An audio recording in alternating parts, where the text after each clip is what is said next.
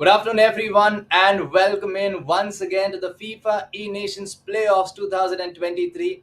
This is for the Asia and Oceania region, where we have 8 teams from this region battling it out for the top spots in order to qualify for the grand finale of the FIFA E-Nations, which is scheduled for later this year. My name is Selvin. I'll be your host and commentator for the next 2 days as we continue to cheer for Team India and hope that they can get those two important wins to secure their place in the finals of the FIFA E Nations Grand Finale. Of course, this is going to be a great 2 days of FIFA action because we've had some great FIFA action all throughout the season when it comes to the FIFA E Nations qualifiers. We started from the play-ins, we went to the online qualifiers, and after two hurdles, we are now at the playoff series. Let's just take a look at the explainer video and understand how the format works. Welcome to the FIFA E-Nations Series 2023, where nations from all over the world come together and compete for a spot at the FIFA E-Nations Cup, the pinnacle event for national teams. Here is everything you need to know before the season kicks off. Nations from all over the world will participate in the FIFA E-Nations Series 2023. These nations will be split into 5 different zones for qualification. The FIFA E-Nations Series begins with the FIFA E-Nations 2023 play-ins. All participating member associations from the 2022 season are invited to take part in the play-ins. Top nations from this stage will qualify for the playoffs, the final stage before the FIFA E-Nations Cup. Those that don't make it through to the playoffs move on to the FIFA E-Nations Online Qualifiers 2023. Here they'll compete against other nations participating for the first time in the FIFA E-Nations Series for the remaining spots in the FIFA E-Nations playoffs. The FIFA E-Nations playoffs are played within their respective zones. Teams will compete for the 23 spots to qualify for the FIFA E-Nations Cup, where they'll join the host nation. The FIFA E-Nations Cup takes place in the summer of 2023, where 24 nations compete for national pride and the chance to become the #1 national team in the world. Follow all the action on FIFA.gg. Well, there you saw it, right from the play-ins till the online qualifiers, till the playoffs, and the journey continues for the grand finale of the FIFA Nations, which is going to be in the summer of 2023, as mentioned in the explainer video. Now, Team India has had a roller coaster of a ride when it comes to the qualifiers for FIFA Nations, and it's still a mountain to climb considering that we are now down to 8 teams in the Asia and Oceania region. Now, you all must be wondering, how are these 8 teams selected?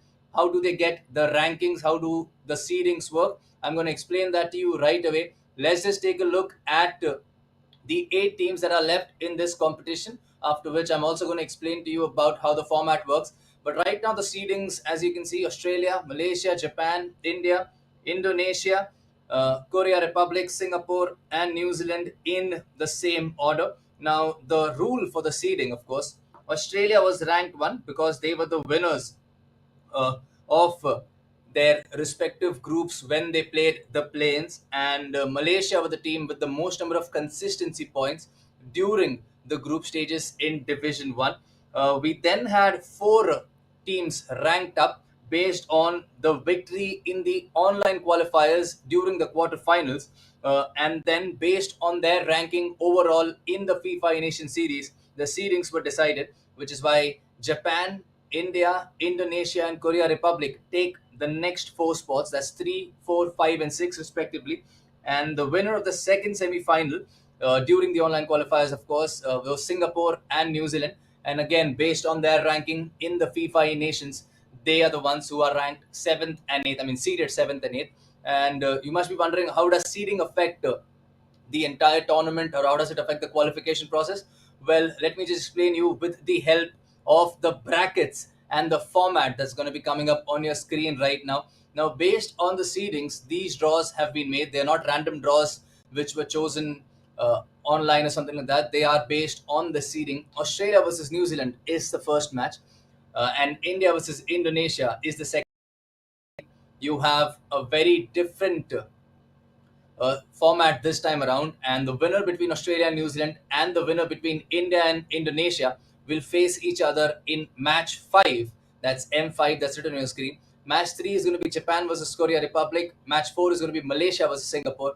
Again, the winner of those two matches will play each other in the upper bracket. Now, what happens in case Team India or any other team loses? They get another chance. So basically, you have to lose twice to the same.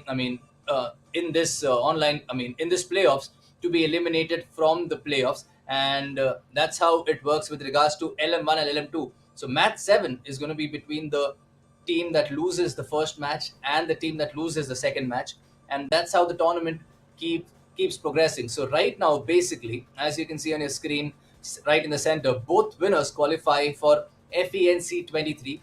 That means that if Team India or any team that wins two games today without losing a game, of course, are going to qualify directly for the grand finale. And that's what the Team India will have in mind for sure. And talking about Team India, I think let's just take a look at the squad that Team India has put up today with regards to the players that will be representing Team India. Of course, we have a very talented roster, and the four players selected for this day are Saksham Ratan, Saransh Jain, Charanjot Singh, and Sid Chandrana. All these players, of course, have great experience when it comes to representing their organizations, and have been national champions, have won multiple championships at every level possible in the world of Indian FIFA. They'll be representing Team India today, and they will be our e-tigers for the day. And I would request you all to make sure that the support in the chat and the support from your homes is at its maximum. We'll also take a look at the teams and the players that are available for Team India and for Team Indonesia, because the next match, the first match for the day, is going to be Team India and Team Indonesia.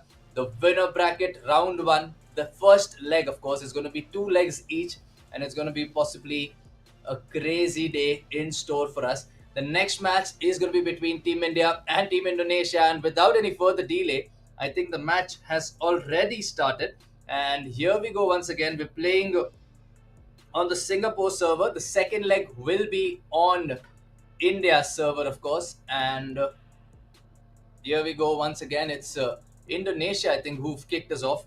And I'm just trying to find out the situation that's happening around here, if that's Team Indonesia or that's Team India. Okay, so there's a small confusion. That was actually not the game, the official game. So sorry for the technical difficulties. There was just a practice game to check connection. Let's just take a look at the squad, of course, the team that Team India will be playing with. We spoke about the players who will be playing behind the console, but then let's speak about the players that will be inside the game.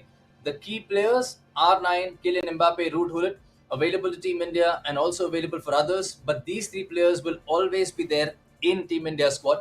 The drafted players are the ones which are available exclusively for Team India. So you'll only see Team India with these players, which includes Zidane, Ginola, Ruben Diaz, Alfonso Davies, Erling Haaland, and Jamal Musiala. Of course, these guys are going to be only available for Team India, which means Team India has to make the maximum of these players. And the open pool players, of course, which are available to all the teams after not being picked in the key players or the drafted players. And for Team India right now, we have a great list out there: Leon Goretzka, Joshua Kimmich, Jeremy Frimpong, Sadio Mane, Yusuf Attal, Edwin van der Sar, Cancelo, Donnarumma.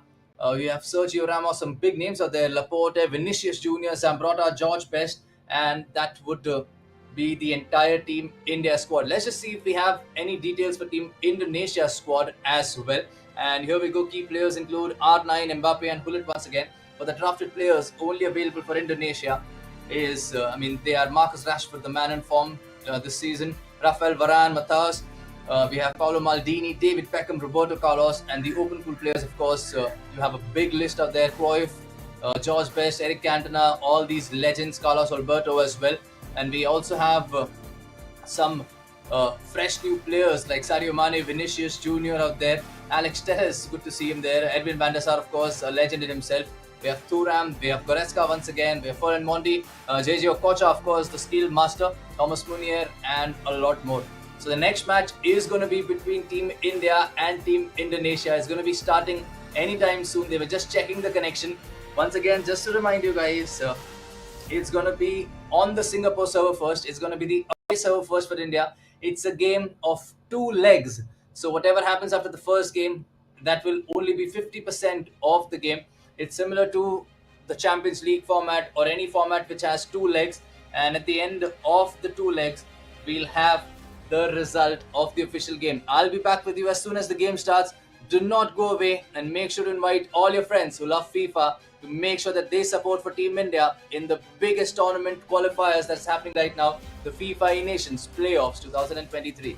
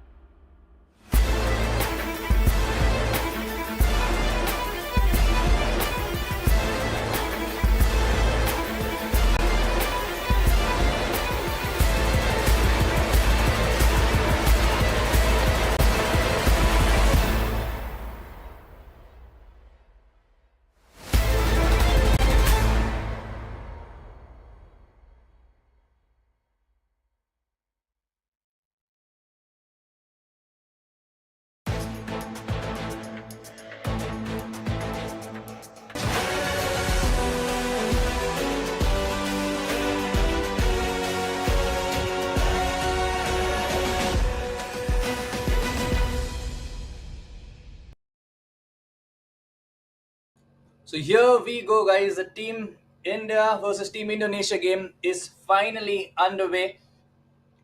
It's gonna be two legs, as mentioned. The first one on the Singapore server, which is the away server for Team India, The second leg is going to be on the home server, which is the Mumbai server. Now, for the people who may not play FIFA very regularly, or who may not play a lot of FIFA online, just to let you guys know, this is the FIFA Ultimate Team format. The players behind the controller are all from Team India. The Indian E-Tigers, of course, representing Team India today. Charanjot Singh, Saransh Jain, Sid Chandrana, and Saksham Ratan for today. And they are playing against players from Indonesia. But the players that are there in the game are available from the entire list of the FIFA roster, which means it doesn't really matter if the player in the video game is not an Indian, as long as a player from Team India is controlling them. And here we go. It's going to be the away server, which means Team India is going to face a little bit of delay. It's Team India in the white kit and Team Indonesia in the red kit, considering the squad that Team India has, and we can find out who the players are. And there we go once again, Team India in the white kit trying to make sure that they do not give away any room for mistakes out here in this one, considering that we're playing the first leg away. But here goes Avicinola, wins the ball back, but Kylian Mbappe intercepting it once again, making sure that the passing lanes were covered. Ashraf Hakimi now for Indonesia, looking to give them an early advantage in this situation. Hullet passes it to Kimmich, who takes a shot, and that's going to be the first goal. A beautifully taken shot by Joshua Kimmich. Fair play to Team Indonesia. They wanted to start this game on the front foot, and out of nowhere, Joshua Kimmich taking a shot and making sure that Team Indonesia get that early lead which they needed. Just to let you guys know, Team India and Indonesia have been playing multiple times. They've played multiple times this season when it comes to the FIFA E-Nations qualifiers with regards to planes and online qualifiers. And all games have been super entertaining. All of them have been high scoring. There has been a 3-3 draw. There has been a 4-3 win for India. There has been a 3-2 defeat for India as well. So it's been a roller coaster of a journey for Team India against Team Indonesia. So you guys need to be ready as well for the same. We need to see your support for Team India, who are going to struggle a little, if that's the word I can use, considering that they're playing on a server which is far away from home right now. But we still have the second leg, and Team India will have practiced and made a strategy for the same, considering that the first leg is away. Right now, they've won a throw in with Alfonso Davies trying to find someone from Team India, but can only find uh, Team Indonesia's players waiting for the ball. Now, Capdevia has released Mohamed Salah on the flank. Salah, of course, has been in great form for Liverpool after what what was considered to be a below par season for somebody of his caliber. And let's just hope he doesn't show up today against Team India, because as an Indian, we would like to see Team India win this one. And Kimmich going for that shot again. It looks like Team Indonesia are looking for those long shots. They're looking for those shots out of nowhere to just try and get India out of that defensive zone. And but here go Team India right now. R9 plays it to Ginola. Is he somehow going to get the ball to Davies? He does. Davies is a speed monster. He's in here, and David Ginola has a chance. Davies winning the ball again, but no one out there to somehow win the ball back or somehow. And it's going to be a little crazy for Team India to try and break this defense from Team Indonesia out here. And here goes Team India once again. Mbappe with the ball, plays it to Hullet, plays it to Zidane, who plays an extra pass to Ginola. He still has the ball inside the box. Is he going to take a shot? He does, and that's going to be off the post. So close yet so far for Team India right now. Could have been an equalizer, but sometimes the ball goes in off the post, sometimes it does not. And unfortunately for Team India, this was a time where it did not go in, and things can go worse here because R9 is in and R9 has scored. Oh my god. For Team Indonesia, because it changes the complexion of this game. I mean, imagine if Team India would have scored that, it would have been 1-1 with the momentum in the favor of Team India. But right now, it's Team Indonesia who get that second goal. And if you notice, it's just been a little over 20 minutes, and we still have over 70 minutes of the away leg to play on the away server.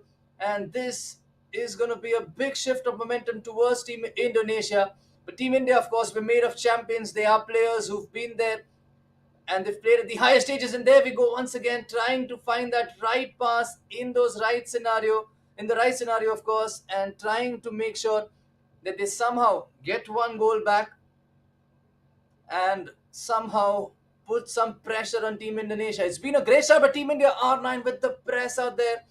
But Team Indonesia making sure that they are the ones who are winning every duel. They're the ones who are winning everything that's happening out here right now. But here's Musiala trying to change that, and his Bayern teammate Goretzka won the ball, but has given it away. And Team India now with the ball again. Hullet plays it to Kylian Mbappe. Has some options in front of him. Tried a very nice lofted through ball towards Musiala, but now somehow the ball is back with Team India. Zidane on the ball plays it to Hullet.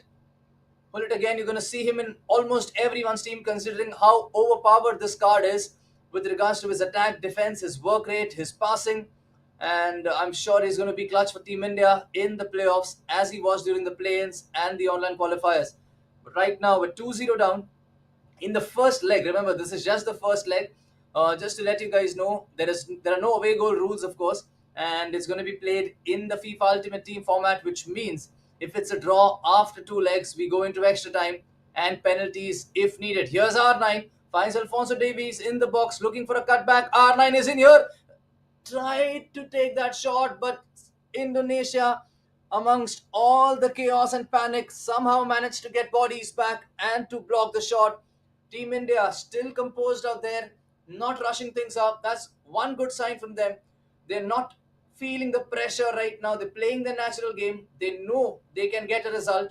And they, of course, know that we still have a leg on the Mumbai server, which is going to be a little more smoother for them, and that's where they can cause maximum damage to any opponent from these eight that we have. But here's R9 trying to cause some more damage to Team India. Mbappe takes a shot. It's not going to rebound for Team Indonesia.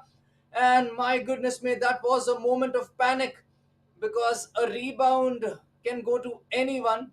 And this time, fortune favored Team India and it went to our defender instead of Team Indonesia getting the ball. And Team India have broken and trying to get an attack right away with that counter. Hullet wins the ball back.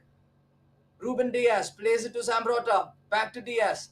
Of course, a mighty performance against Real Madrid for him earlier this week, making sure that Manchester City reached their second final in the last 3 years. But right now, Team India hoping to reach the grand finale of the FIFA Nations.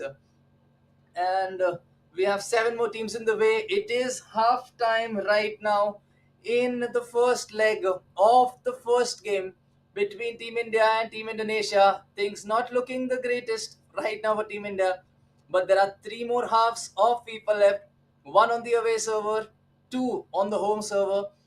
It's going to be a big second half which is coming up next. Let's just wait for the boys to decide their strategy, to decide their game plan, and see what works best for them. Do not go away. The second half is starting soon.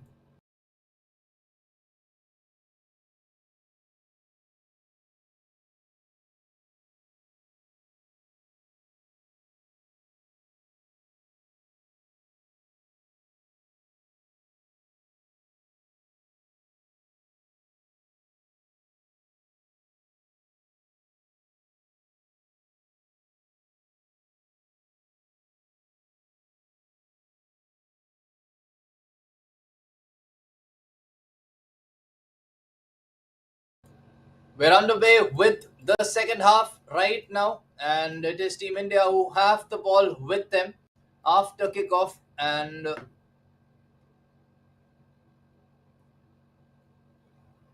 here we go. Davies now with the ball. Zidane plays it to R9, who's played the ball back to Davies.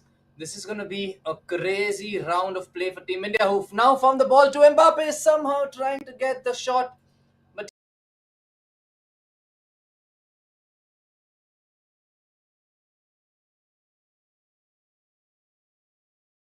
punished India before when they missed a chance that should have been a goal, but it came off the post, and they will be looking to punish India again. But Team India right now, what is going to be their game plan is the thing that we would like to discuss out here. considering that this is the away leg and they know they can cause damage in the home leg, and Indonesia trying to score as much as possible in this leg itself. But Team India have made a decent comeback after being 2-0 down, but they need a goal desperately to put a little pressure on Team Indonesia, and that's what Jamal Musiala has in mind. And the ball has gone away for a throw, and Alfonso Davies now is going to get the throw. I think he's swapped wings right now for the new formation that Team India has.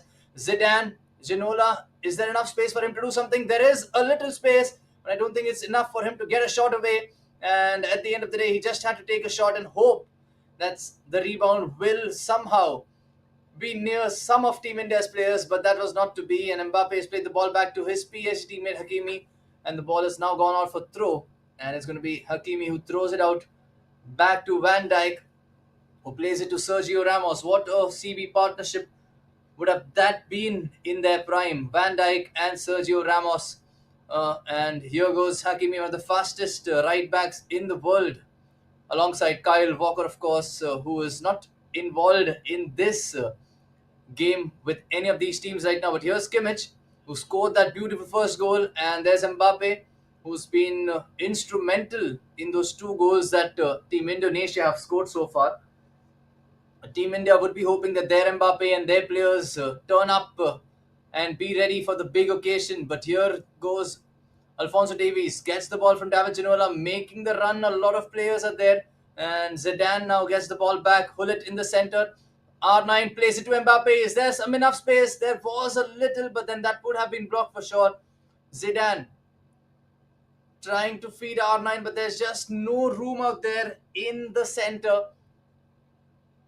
A big through ball played towards R9, and that's well defended by Zambrota, who was determined to to win the ball, of course, and not let R9 get away with that one. And here goes Kylian Mbappe. R9 running in front of him.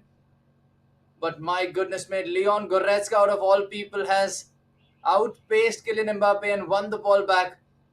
Situation you may have never seen in real life, but this is FIFA, and a lot of factors will affect this game with regards to stamina, with regards to positioning on the field, and with regards to acceleration. But here goes Sergio Ramos for Team Indonesia. Plays it to Goretzka.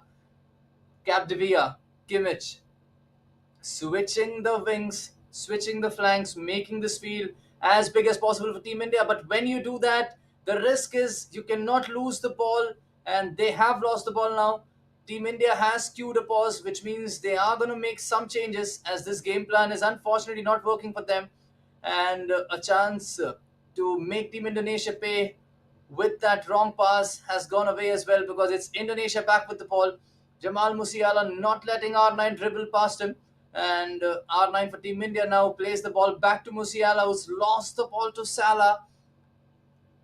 This game, the last 15 minutes of the first leg are going to be absolutely intense. You can see the urgency that Team India has, and you can see how Team Indonesia wants to make sure that the formation and the players are out of shape for Team India. But here goes Indonesia once again.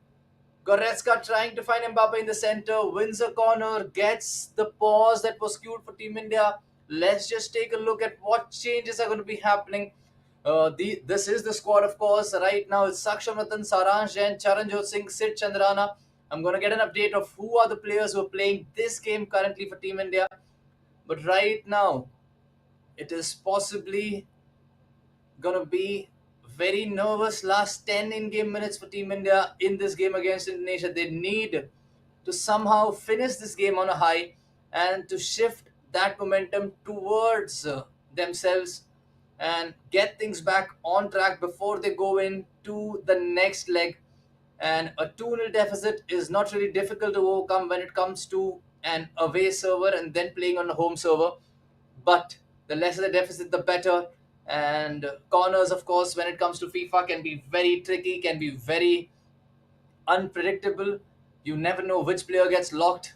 Even the shorter players can outleap the tallest of players in this game. And let's see what strategy Team Indonesia going to use, and that's well collected by Van der Sar. I've just got an update that it's Charanjot Singh and Saransh Jain who are playing this game for Team India right now, and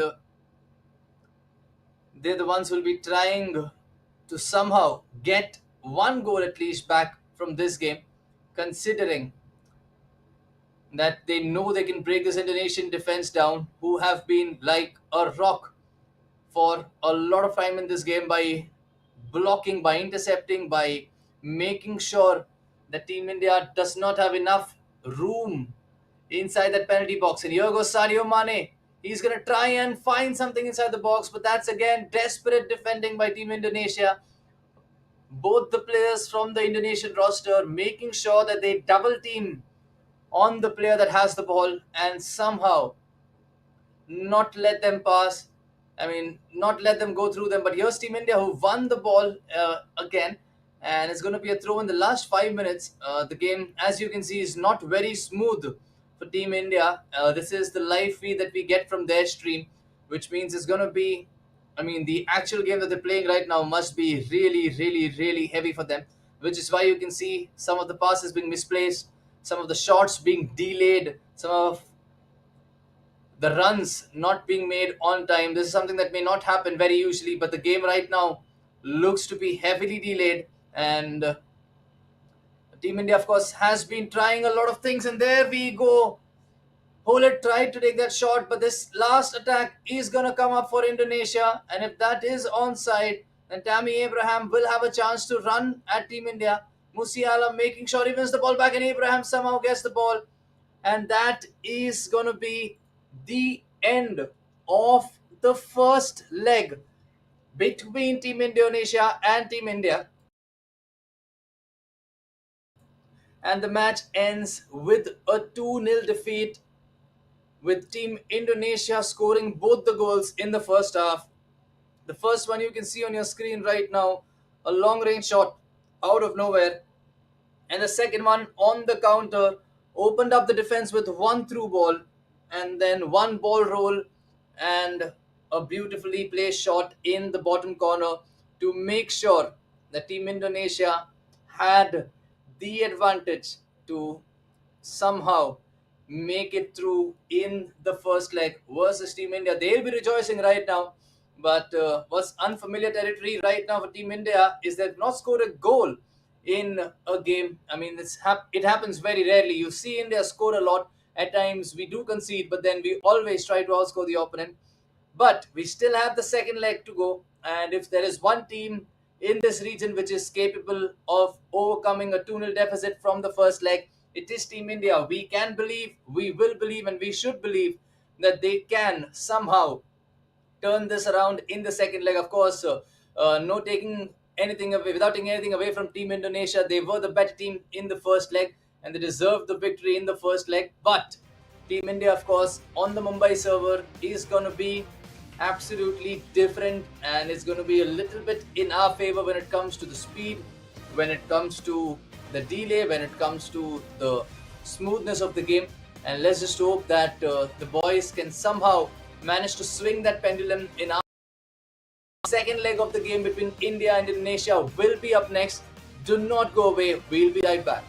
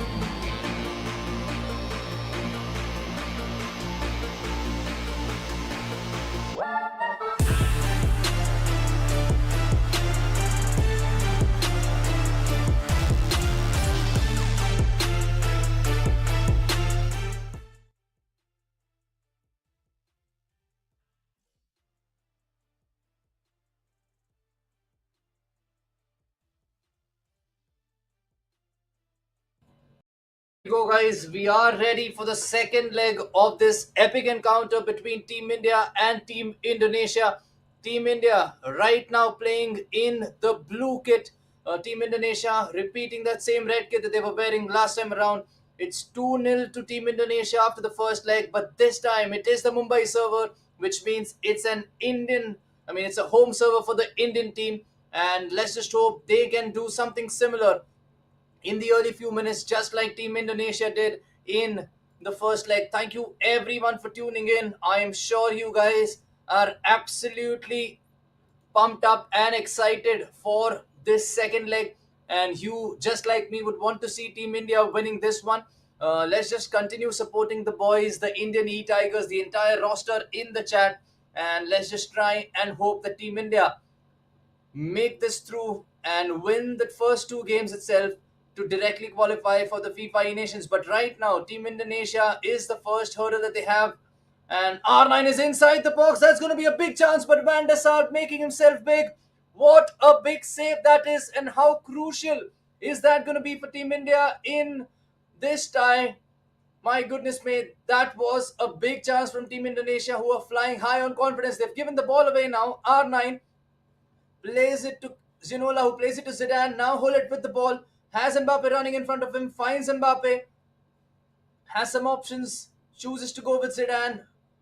Making sure that they somehow do get the ball inside the box. But they've given the ball away. And it's Mohamed Salah for Indonesia running at full speed. And still with the ball. He's played it to R9. But Zambrota this time getting the ball away.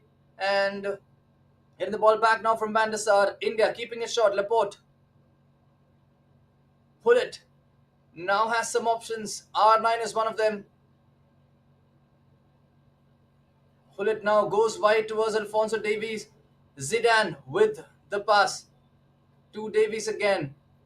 He has to work some magic out there, and he has to somehow get Team India back in this game. We're just not able to get that right pass. They're giving the ball away too cheaply. And I think that's something that a lot of viewers have been complaining about. This is something that we're not used to seeing, of course, Team India give away the ball so cheaply in possession when it comes to the final third. But maybe it's Team Indonesia who've done their homework, who are cutting the passing lanes, intercepting all those passes really well. And all these passes, which on any other day would have been resulting in a final through ball for an open goal, are somehow getting intercepted today. But then, you have to keep trying until the last whistle. It's never over until it's over, and that's what Team India would be thinking about right now. Ginola loses the ball, but somehow it falls back to Team India. Davies now on this left hand side finds Zidane, has Hullet, has found R9 inside the box, who takes a shot. No room whatsoever, but here is Mbappe once again. No room again. The ball still with Mbappe. Cannot find a pass inside that overcrowded penalty box with so many Indonesian defenders trying to desperately clear the ball away, and Team India realizing that they need to go on some attacking mode. They need to change the formation maybe and drag those Indonesian players outside the box. And here is Kylian Mbappe for Team Indonesia. Davies will win the ball back by running faster than Hakimi this time. But here is Davies once again. Plays the ball, gets it back. Ginola has Davies running. Is he going to find him? Yes, he will find him. Has R9 with him, has Mbappe, but Davies too fast. Could not control the ball. It has gone out for a goal kick. But the pause was cued by Team India, who are playing a very attacking formation right now. It's 3-4-2-1. And there are going to be some changes that they're trying to make. I'm not sure what exactly they would be. I think there would be some instructions added. There would be some players change or something like that. But whatever it is, I hope India hit the bullseye when it comes to this pause and when it comes to the changes that they're making, because India is in desperate need of a goal right now to get things back in their favor and to put a little pressure on Team Indonesia. I'll be back with you as soon as the pause is resumed. Do not go away anywhere.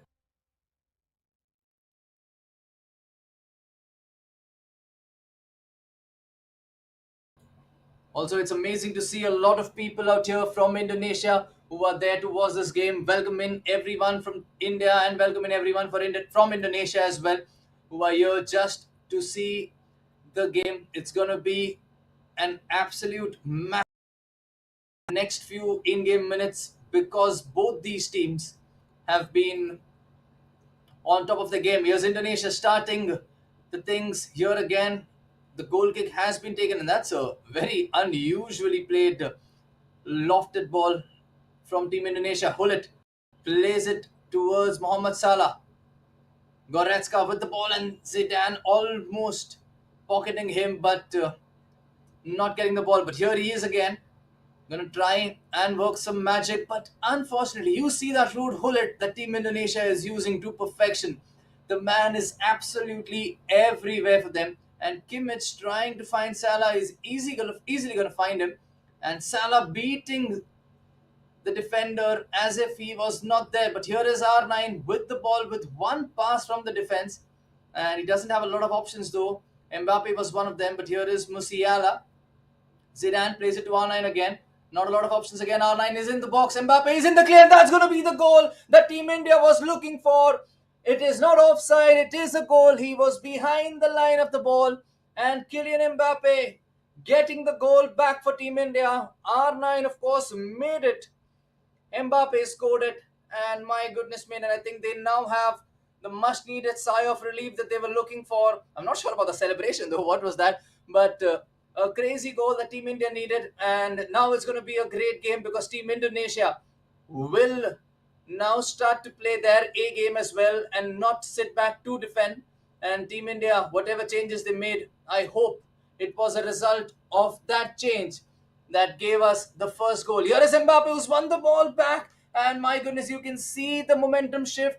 You can see the confidence boost that Team India has got with that goal, and it's going to be a big end to the first half of the second leg. We have around 7 in-game minutes to go, and Team Indonesia have given the ball away again. Hullet plays it to Zidane. Musiala. R9 is inside the box, and oh my goodness, man, that is the goal that makes it 2-2. R9 with the Cristiano Ronaldo celebration. And just like you would have seen in the World Cup finals, it was Mbappe scoring twice in 2 minutes. This time it is Mbappe and R9 for Team India. And oh my goodness, mate, that's how quickly the complexion of this game, the momentum of this game can change. And Team India are right back in it. 2-2 on aggregate now. Team Indonesia, for all the great work that they did in the first leg, would be furious with themselves for not scoring more. And Team India have covered the deficit. It was 2-0 to Indonesia in the first half of the first leg. It is 2-0 to India in the first half of the second leg. R9 with one goal each for both of them. And my word, made this is FIFA of the highest quality, played by FIFA players of the highest quality, in the tournament of the highest quality, and this is exactly what we live for as FIFA fanatics. 2-2. The first half has one more twist left, I'm sure, but Team Indonesia getting the ball away, and Mbappe now has R9 running, but it is a little unfair on them that the referee did not allow them to take that last chance. But my goodness, mate, what a half of FIFA have we seen right now. We will be back with the second half. Fasten your seatbelts because this is gonna be epic.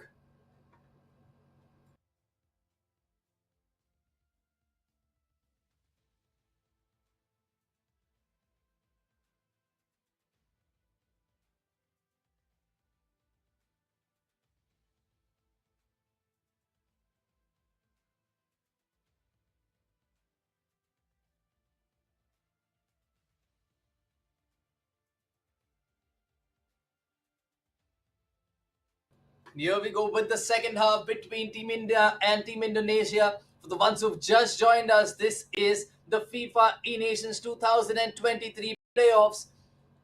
India, of course, are seeded fourth in this one, and Team Indonesia, of course, one of the top teams as well. Let me just check. They are the ones who are seeded fifth of course, just below Team India for this one. And in the first leg, which was played on the Singapore server, it was India who lost 2-0, which means Indonesia won the game 2-0. And in the second leg, right now as things stand, it's India 2-0, which means on aggregate, it is 2-2 right now. In case the score remains this way, this same game is going to go into extra time. And if the score is still level, we will go to penalties. If there is an aggregate win for anyone, that team goes into the next match of the winners bracket, and the team that loses goes into the lower bracket. And here go Team Indonesia R9 with the chance, and Ruben Diaz with possibly a big block. I spoke about how big the Van der Sar save was in the first half. How crucial will this block by Ruben Diaz be for Team India? Oh my word, mate, this is going to be an end-to-end game with some absolute mad action. And here goes Team Indonesia once again. They have the delay at the pass. I think they are the ones who are experiencing the delay right now because there were two open passes available. And maybe the pressure is mounting on them as well. A wrong decision made after things were not going their way. And now Team India, of course, can make anyone pay for their wrong decisions in this sport. They've done it before, time and time again, for the last few seasons, and this time it's Team India with the ball again. Ginola, pull it back to Ginola. He's gone inside the box, but Goretzka making sure that he had his eyes on the ball, and now he has his feet on the ground with the ball at his mercy, and it's cleared away to safety. And Team India have no players around the ball right now, and it's Ruud Gullit, the player that has been instrumental for Indonesia. But Team India, of course, with two moments of brilliance, making sure that they did not have the ball. And here's Team Indonesia. Is that going to be a penalty? It is a penalty. And oh my goodness, mate, once again, I'm lost for words out here, but it's a penalty for Team Indonesia. R9 is going to step up. Penalties, of course, are like a lottery. Sometimes you score them, sometimes you don't. What's going to happen? This was an unstoppable penalty. It is 2-1 now in this tie. 3-2 to Indonesia on aggregate. Time for some changes once again. I'm sure India and Indonesia are both going to make those changes. I'm not really sure if that would have been a penalty on any other day, but that's how the game animation works. And if the referee decides it's a penalty, it is a penalty. And my goodness, made Indonesia were of course looking for that sign, for a way to get back into this game, and that's what they've done. And in the meanwhile, you can see the Indian squad, you can see the in-game squad as well. It's gonna be crazy. I mean, it's just gonna be crazy considering that this game is almost about to end in the next 20 or 25 in-game minutes. It's Indonesia 3, India 2 on aggregate, and to force this game into extra time, there's no away goal rule, of course.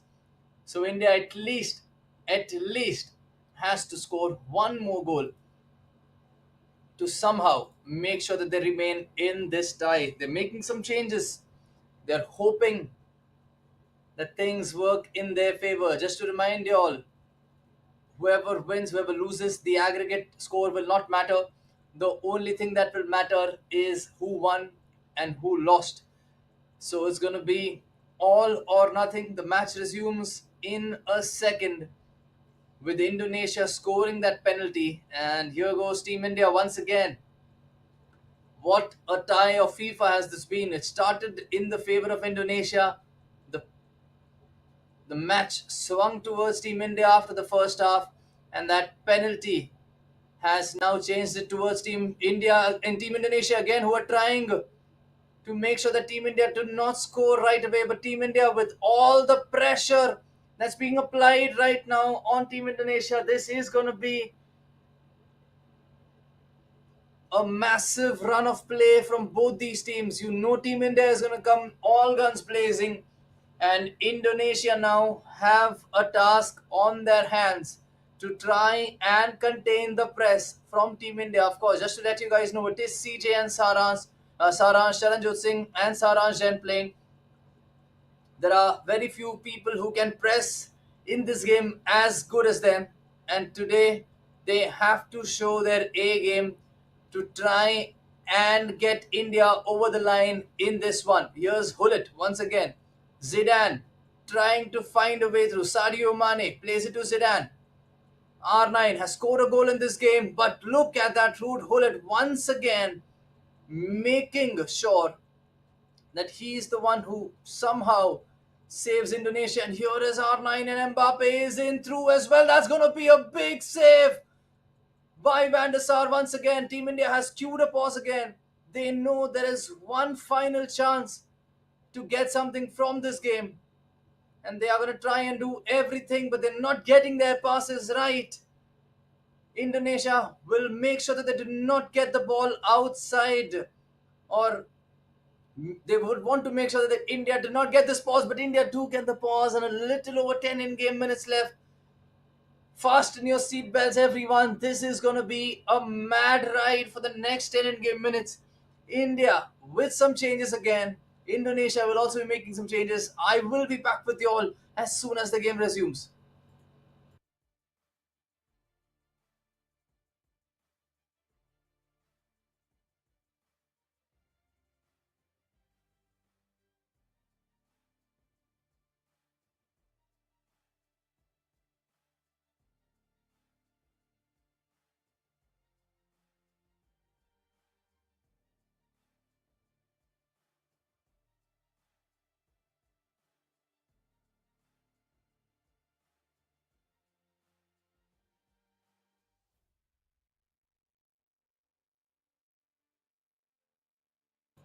And here we go now. Team India with the ball once again. Hold it. Plays it to Musiala. Here's Kylian Mbappe inside the box. Does he have options? He has. It's R9, the shortest block. That could have been the moment to get India back in this game. And that's a big block, of course. Right place, right time for the defender. And unfortunately, this time, we could not get the ball in the back of the net. But here is Indonesia now with acres of space. Well defended by Team India. Desperate times right now for both these teams. And Indonesia would be looking to hold down. Erling Haaland is on the field. He scored 46 goals this season. Can he score one for Team India and save Team India from losing this game? Hullet is going to be taking the corner, but he shifted it and he switched it over to Goretzka, who has a lot of players who he can aim for. He has Mbappe shot. What are Team India planning with this corner? 6 in-game minutes left. It's taken shot. And the ball has been given away by Team India. Very, very, very unlikely of them. Oh my goodness me, they've given the ball away once again. Mbappe has played it to Hullet. Look at the options that Hullet has. One of them is Mbappe, who has a lot of options. Who has the ball, who's not going to let the ball go anywhere. That's going to be offside, and India get the ball back. There is going to be one last chance at least for Team India. And if they can score from that attack, we are going to go into extra time. If Team India can score, but they've given the ball away once again. It's just not working for them in the center. The ball is in play. One last chance. Team India, do they have it in them to somehow rescue this game, to somehow get something from this game? Throw in has to be taken quickly. No space whatsoever. They've given the ball away, and Indonesia have won the game after 2 legs of FIFA. It ends Indonesia 3, India 2. And my goodness made, what a start to this day for us. But do not really worry about it. It does not mean it's not the end of the road for Team India.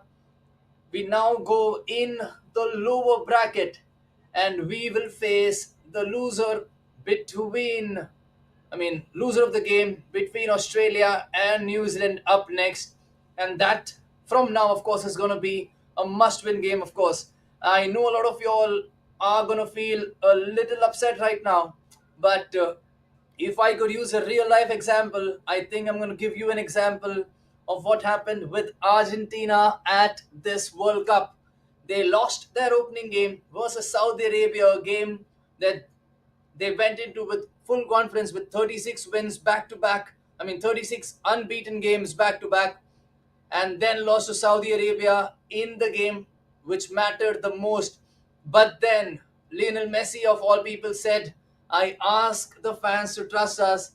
This team will not let you down. And I think I am going to speak on behalf of the Indian E Tigers right now.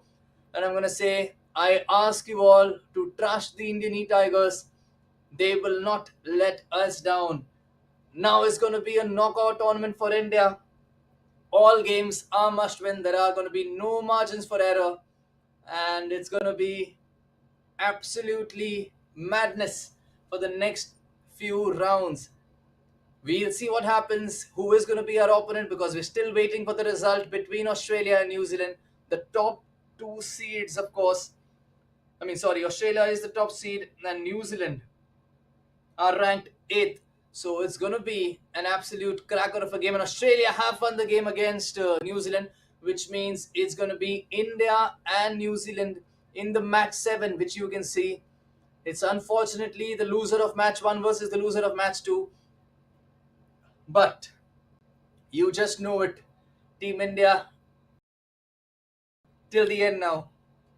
And if there is one team in this region which is capable of somehow producing a result and winning against them, it is Team India. Do not go away anywhere. We'll be back soon with some more updates on when the next match is and some more details with regards to the pre-match show and everything. We'll be back soon. Do not go away and stay tuned.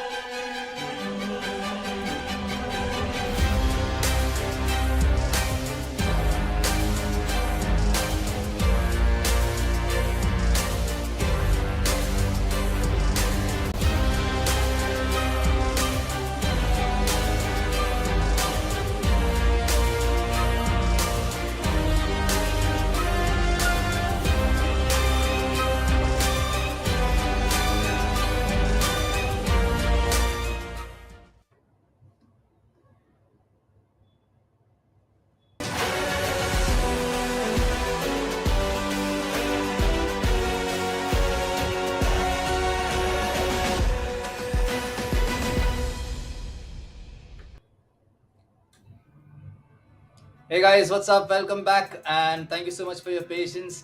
The first game has been done and dusted, and as you can sense from my tone, in case you just joined us, it unfortunately did not end up in Team India's favor. We've lost the first game against Indonesia by a scoreline of 3 goals to 2 after 2 legs.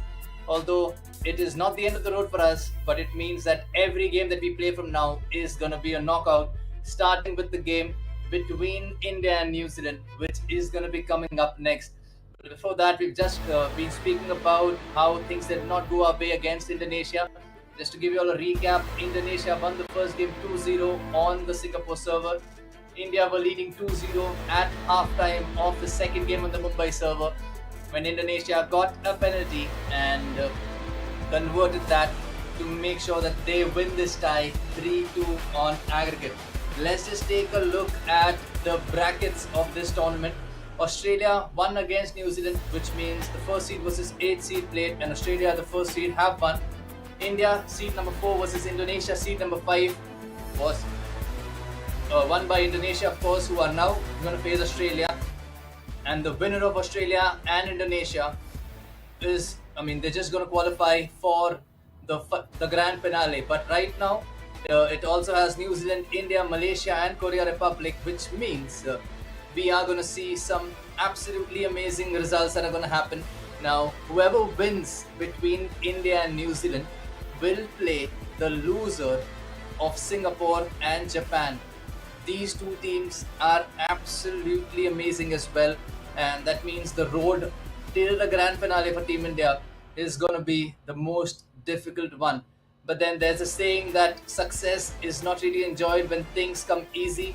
There is no real success without struggle, and let's just hope we can make the most of this success and qualify by making sure that we play against all the champions and all the best players. I gave a reference of Team Argentina in the World Cup after losing the game against Indonesia. Of course, Argentina went into the World Cup with a 36 game unbeaten run, lost to Saudi Arabia in the first game, and when the pressure was on them, it was Lionel Messi and company that stepped up to win against Mexico and against Poland in the group stages. They asked their fans to trust them, and they went on to eventually win the World Cup. I am going to speak again on behalf of the entire Indian E-Tigers roster. You have to trust them because they are capable of doing them. I'm also going to tell you another reference which I could just think of. When Barcelona won the Champions League in 2015, they played Manchester City in the group stages. In the round of 16, who were the champions of England. They went on to play. They went on to play PSG in the quarterfinals, who were the champions of France. They then went on to play Bayern Munich, who were the champions of Germany. Then went on to play Juventus in the finals, who were the champions of Italy. So, in order to win the Champions League that year, they had to defeat the champions of the other top 5 leagues and somehow make it to the top. That's what Team India has to do right now as well. They're going to be playing the toughest of teams for the rest of the tournament, and every game now is going to be a knockout. It's going to be home and away, of course. It's going to be 2 legs. The first game against against New Zealand, of course, is going to be played on a neutral server for both the teams. It's going to be on the Singapore server for both the teams. Let's just take a look at the squads of the teams of Team India and Team New Zealand as well before we get into the game. I'm going to talk about the key players, I'm going to talk about the drafted players, and also the open pool players that we have for both these teams. We start with Team India once again. The key players available and which will be there in the squad for all times for Team India: R9, Kylian Mbappe, Ruud Gullit. Of course, the 3 major players in the team. Drafted players who are available only for Team India include Zidane, Ginola, Ruben Diaz, Alfonso Davies, Erling Haaland, and Jamal Musiala. Of course, a list of them out there. And Team India, of course, have a very big decision to make if they would like to continue with Van der Sar, who made some good saves as well, but then gave away a very easy penalty. They also have Donnarumma, of course, who they can choose from. Let's just take a look at the squad for Team New Zealand right now. R9, Mbappe, Hullet, again, their key players, but the drafted players include Kevin De Bruyne, who had an absolute amazing week with those 2 legs against Madrid, 1 goal, 2 assists after 2 legs. Christopher Nkunku, Jairzinho, Ronald Araujo, the next captain of Barcelona, current La Liga winner as well. De Ligt and Reece James, of course, are the trusted players, and the open pool players again have players are there, and some new names that you can see are Gareth Bale, of course, in that lineup, along with a lot more familiar names that you can see on your screen. I think there is a chance we may also see Vinicius Jr. play in this game, but only time will say. I've also got an update that it will be CJ and Saransh who will continue for this game against New Zealand on the Singapore server. And again, I'm going to use some references to try and motivate you guys as well. When the going gets tough, the tough gets going. And come with the R, come with the men. And that's what we have promised for you guys. It's going to be India versus New Zealand up next. It's an all or nothing match. The winner goes through to the next round to play the winner between Singapore, to play the loser between Singapore and Japan. And in case India loses, this will be the end of the road for the FIFAe Nations, and that will be the end of the journey for Team India in the FIFAe Nations before reaching the grand finale. Just to let you guys know, for the ones who may not know much about the history of Team India, when it comes to FIFA, India are ranked in the top 20 countries in the entire world. We were at the FIFAe Nations grand finale last year at Denmark, but unfortunately we lost in the group stage to some great teams that we played against, and it was a great experience. This time our focus is to somehow first qualify for the grand finale, which is only going to happen if we win all the games which are going to be played today and tomorrow. But right now, our focus is on the big game, the eliminator as I can call it. Every game is going to be a knockout now. It's going to be New Zealand versus Team India. It is going to start soon, so do not go away anywhere. We will be back with the game. Get your friends, get your family, cheer for Team India, and I'll see you as soon as the game starts.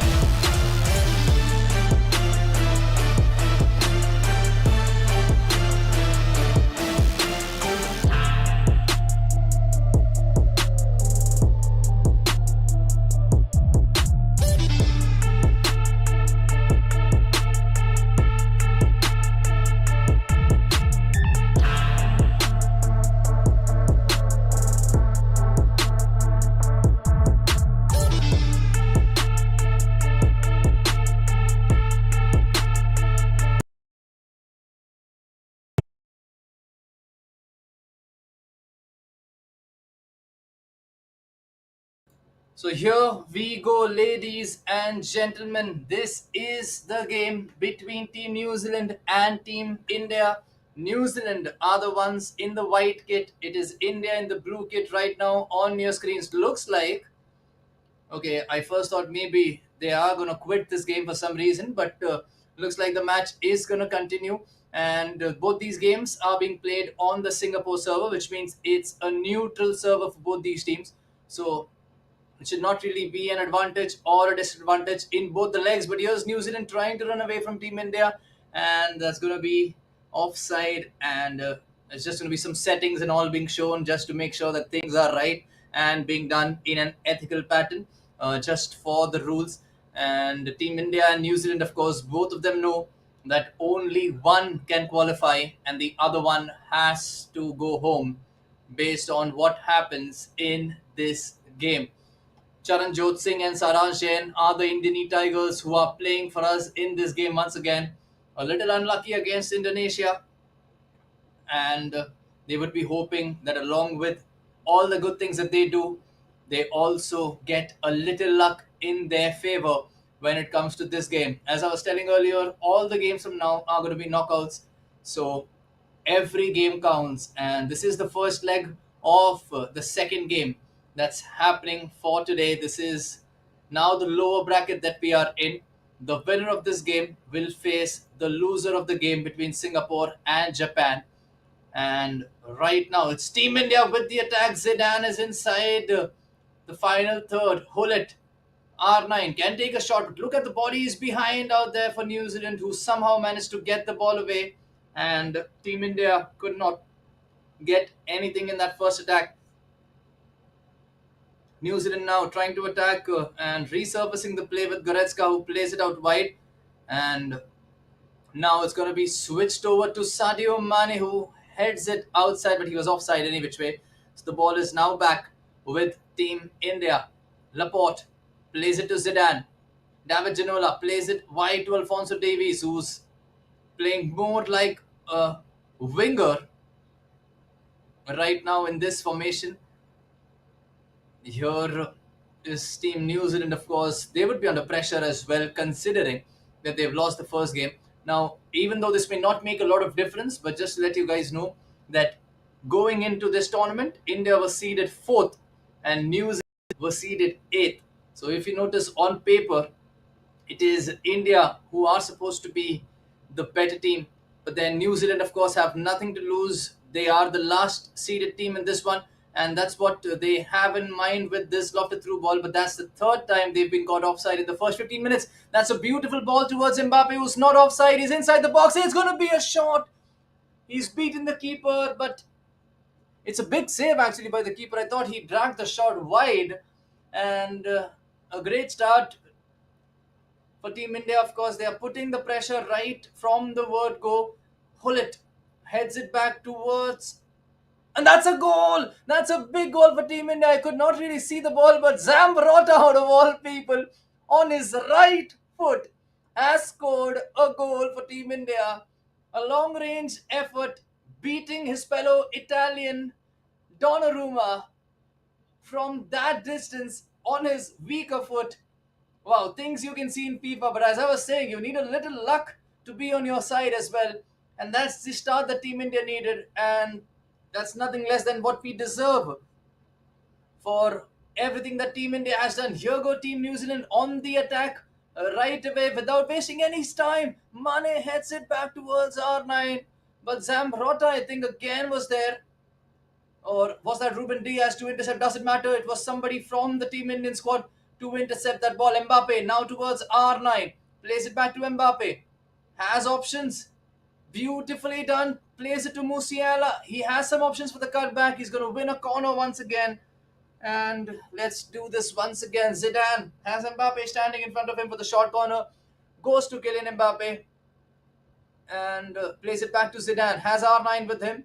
Gets it to R9, who's inside the box. Is that going to be a penalty? It's not a penalty this time. R9 tries to win the ball back. That's a lot of pressure applied by Team India on that New Zealand defense, who are playing with fire right now by passing in that defensive zone. R9 trying to release Mane. That has been their game plan, of course, to release Mane on that left wing and somehow catch India off guard. If it works, it's going to be fatal for Team India. But right now, it's been 3 out of 3 offsides. And here is Musiala, who's made those successful run. Mbappe is inside the box once again. And New Zealand are aware with the game plan that Team India have, and they know the threat that Mbappe possesses. But this time, Mane is onside, but he does not really have any support. But can he go all the way himself? Has R9 coming? Mane inside the box. Zambrota scoring. Zambrota defending. Zambrota intercepting.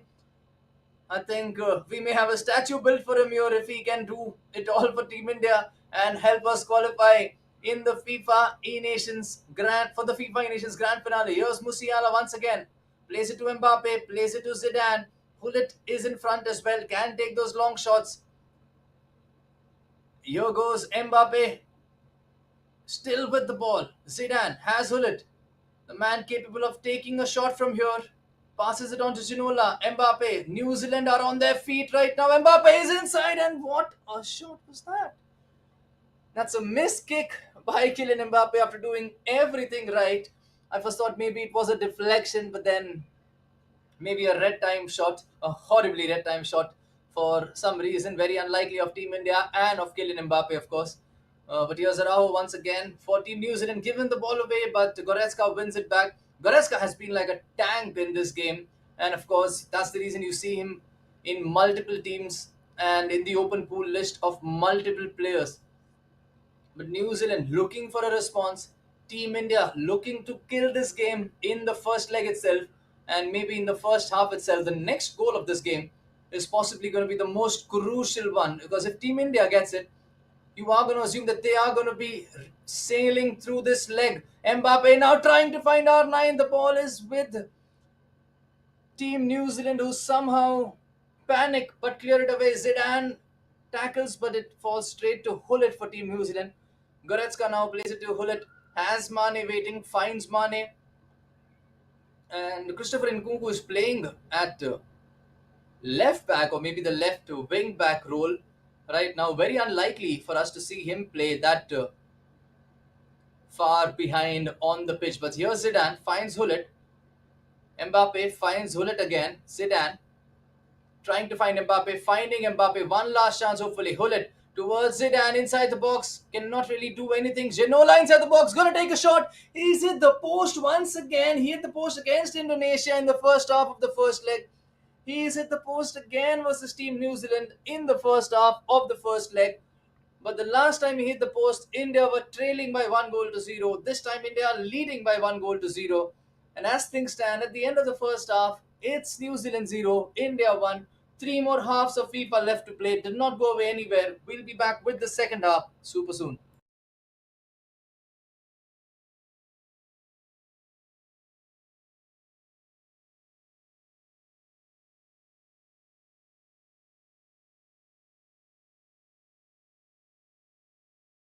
And we are underway with the second half once again. Team India could have been 2-0 up, but then the post decided to not send the ball inside the back of the net, and it stays at 1-0. Ginola plays it to R9 once again, who has a lot of support. Zidane, Hullet, and here's Alfonso Davies out wide, stretching the defense of Team New Zealand, trying to find R9 in there. Ginola this time is inside the box. Cannot get a shot or a pass away, but fair play to Donnarumma, who was quick enough to collect that ball without giving away a penalty like Van der Sar did, which resulted in India dropping in the lower bracket right now. But what is done is done. Here is Team New Zealand trying to somehow get a goal back. They've not had the best of games. Team India have dominated them, but the scoreline needs to be a little better. Here is R9, but Delit making sure that R9 did not go through out there. He gets the ball back again, plays it out wide now, and it looks like Team New Zealand are going to try a different strategy. They did not really play from the right hand side throughout the first game, the first half, and they're back to what they were doing in that first half on that left wing. with those two danger men, and there goes in Nkunku, and that's going to be a corner for Team New Zealand. Now, corners, of course, are always a risk because you never know who the ball locks to. You never know what strategies, what team member using. You never know where your players are standing. But right now, the ball is comfortably and safely in the hands of Edwin van der Sar for Team India, who has the ball now at his feet. Plays it to Zambrota, the goal scorer, and also the interceptor of multiple chances for Team New Zealand. Musiala plays it to Hullet.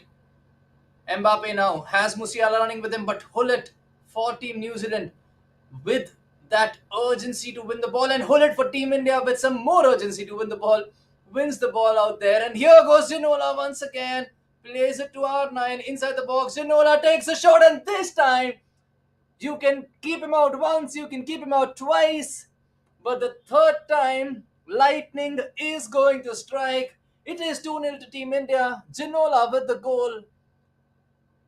Big goal out there in this game, big goal in this leg, and nothing less than what Team India have deserved. 2-0 after 63 minutes, little less than 30 minutes in game left to play, with another leg coming up after this one. Both games on a neutral server. My goodness, what a goal that was. Pure definition of composure. And here goes Team New Zealand trying to do something now. Team India making sure that they have a lead as big as possible. But this time it's a beautiful ball. Davies versus Mbappe is going to be a big battle. It's going to be an epic battle. But right now there was one clear winner. Alphonso Davies, of course, outpacing Mbappe. And here is Mbappe for Team India. Has R9 running. And also has Musiala running, who's inside the box now. Is that going to be a square? Is that going to be a pass? Is that going to be a shot? Mbappe now has the ball. Mbappe is going to score this one. 3-0 to Team India. Two quick fire goals. A little luck this time, but nothing less than what we've deserved. Kylian Mbappe, deadly as ever inside that box. You cannot give him that much space. When the chance appeared to have gone away with the Musiala shot, it fortunately came back to Mbappe. And when he has that much space, there's only going to be one result, and the result is a clear-cut goal. 3-0 to Team India. 17 game minutes done. 20 in-game minutes left.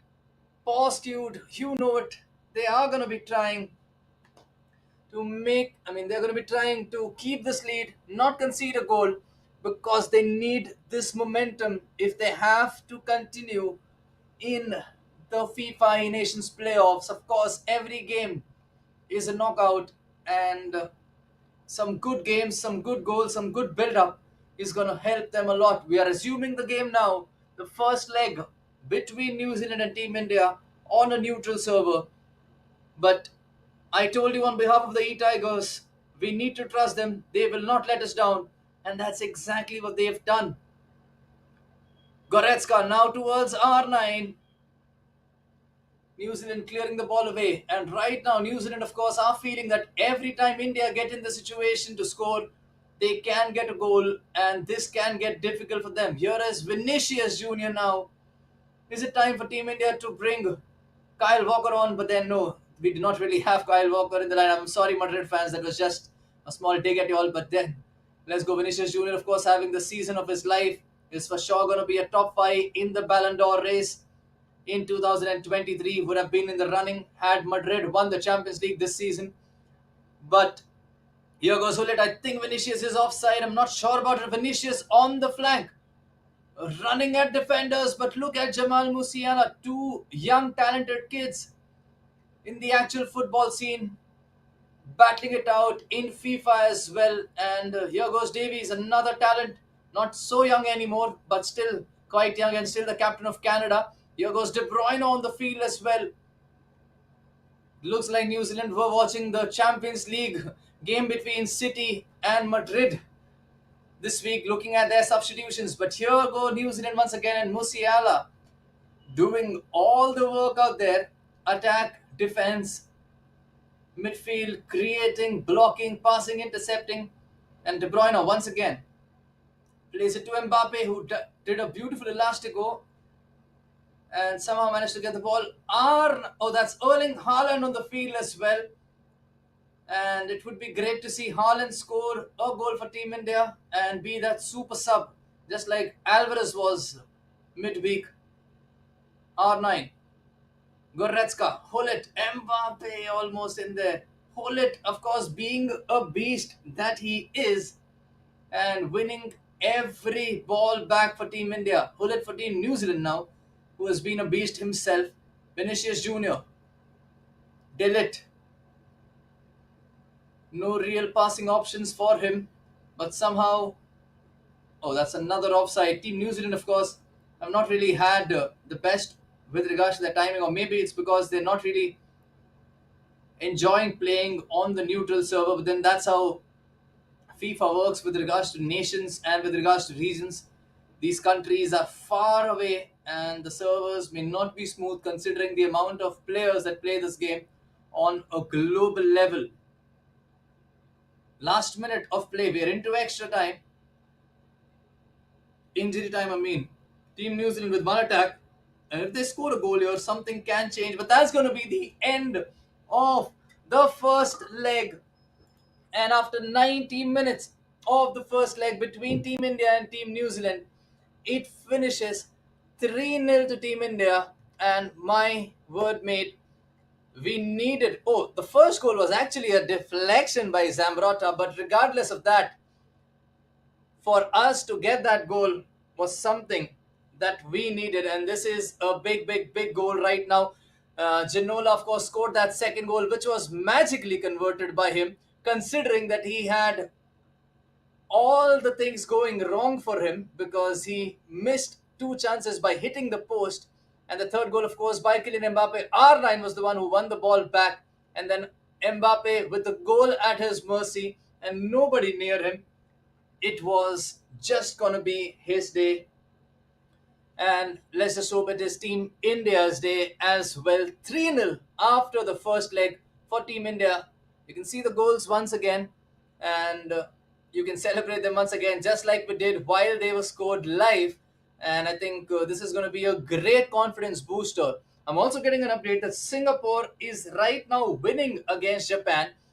That means if things stand this way, if India wins this game and if Singapore wins the other game, it will be India versus Japan in the next lower bracket match. Of course, that will be a knockout as well. If India wins, we keep progressing. If India loses, we are out. But then we believe that we can do this. There's still the second leg to go.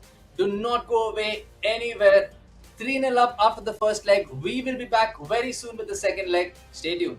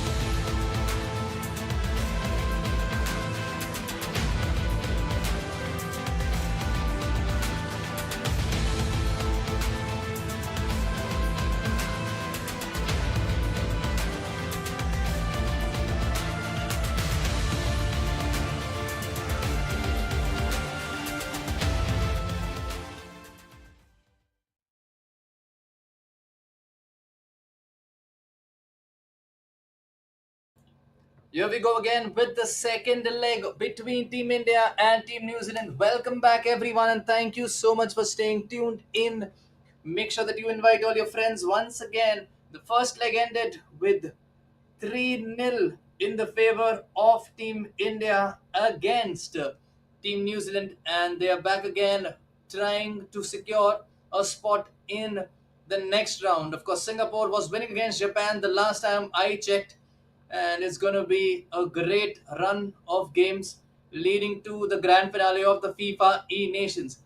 One more defeat for Team India is going to mean that we are eliminated from the tournament, but we believe, and I'm just going to say few things for my friends out here who have been watching. Of course, Team India needs to have the mentality of teams like Real Madrid to make sure that they come back from any situation, that they repeat that historic run that Real Madrid had in last year's Champions League, wherein every time people doubted them and thought that they were out, they proved everyone wrong and showed the world that they can win it with the right mentality. And there goes Team India once again, winning the ball back to start things with. And some goals in this leg are going to give them a lot of confidence. It's on the neutral server, so it's going to be a similar story with regards to the lag, with regards to the delay, with regards to the game speed for both these teams, which means they have well adjusted to the same. Here's Mbappe, beautiful skill out there to make sure that the ball was with him and sold the defenders out there who just did not know what was going to come up next. Here goes Ruben Diaz, plays it to Laporte, who plays it out wide to Davies. Zidane has Hullet, finds Hullet, has Mbappe in front of him, has R9 with him, gets away from the other route. Hullet. Here's Ginola, scored the goal in the first game and could not really do anything in this one. But here's Davies once again winning the ball back. And Team India putting a lot of pressure on New Zealand right now, who know the importance of scoring the first goal in this game. And you have to believe that if India scores the first goal, it's going to be game, set, and match for Team India in this one for sure. But if New Zealand somehow manage to score the first goal, it will be game on. And it's going to be an interesting game after that. But here's Team India, of course, who would not like to take any risk. Ginola trying to find Zidane or R9 in the box, but can only find the New Zealand players waiting to intercept. That's a great skill out there by Mbappe, and it's Mbappe versus Davies once again. And it's only one clear winner, Alfonso Davies once again, outpacing Mbappe. And these are things that you like to see in real life. These are things you like to see on FIFA. Two speed demons, two pace monsters, running with each other, running at each other. Here's Davies once again, finds Ginola. Mbappe inside the box. Still a lot of space for Mbappe. Still the ball with Mbappe, and that's well defended finally by Delit, who had the ball at his feet with the right tackle. R9 now with a beautiful ball. Finally, it pays off for Team New Zealand. Goretzka is onside but does not have enough support. Mane was arriving, but way too late this time around. Here goes Mbappe, plays it to R9, gets it back from R9. Mbappe outside the box, trying to go for the finesse. Is he gonna go for it? And that's offside once again. I think that's the seventh time they've been caught offside in these two legs, and Mane has been offside at least 5 times. That doesn't really matter. I mean, that's not a stat that affects the final score or the final result. Hold it now for Team India. Zidane, Ginola once again inside the box, but Goretzka making sure that he is the one who does not allow Ginola to get on the score sheet once again in this tie. New Zealand have a game plan, but it's clearly not working for them. They're playing a little more defensive this time. Here's Ginola, beautiful ball roll, and a wonderful goal to settle this tie for sure. 1-0 in this tie. 1-0 in this leg, 4-0 on the tie. Even though they say never celebrate before it's over, never celebrate too early. But it looks like we can start preparing for the next round as things stand, because it's 4-0 to Team India with a little less than 16 game minutes left to play. And David Ginola, of course, again, speaking about mentality, speaking about having a bad day, has absolutely destroyed his critics, is what we can say, for everyone saying that we need to sub off Navaginola because he's not the right player. He has been missing chances. He is now answered with two great goals in the game that mattered the most, at least at this point. Here is Mbappe, though, trying to release R9, and one inch would have been the difference in that pass, I'm assuming. But then it's now with Team New Zealand who somehow keep the ball in, and Musiala once again doing that defensive work as well, providing that extra option. And here's Mane now, who's doing the defensive work for New Zealand. We're gonna switch it to the other side and then get the ball in the center. But Zidane and Hullet for Team India have been so great in that midfield role with regards to creating, with regards to defending, with regards to everything that you would expect from your midfielders. They've done it all in this game. Here's Mbappe trying to find a pass through, but Zambrota now. Of course, I spoke about rebuilding a statue for him, only to realize that his goal was a deflection, but that doesn't really matter. It was the first goal, and here's New Zealand on the attack again. Ruben Diaz dealing with it very well. Team India leading 1-0 in the first half of the second leg, 4-0 on aggregate. We'll be back with the second leg super soon, with the second half super soon.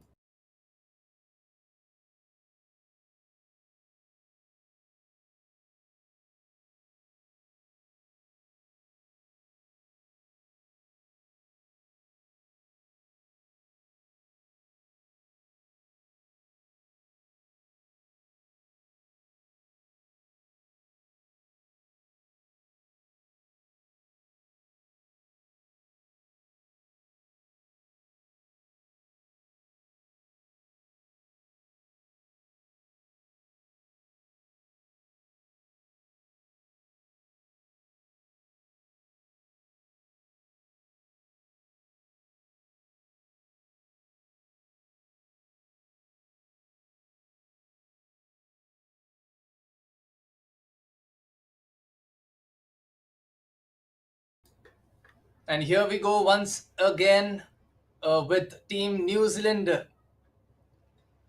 kicking us off in their white kit. Zidane now with the ball towards Ginola, who has a beautiful goal in this game, had a beautiful goal in the first leg. And here is Team New Zealand, of course, who are going to try and make something out of this game. It does look like the match is beyond their reach and they are heading for elimination. Singapore have won the first game against Japan, the first leg against Japan, by 1-0.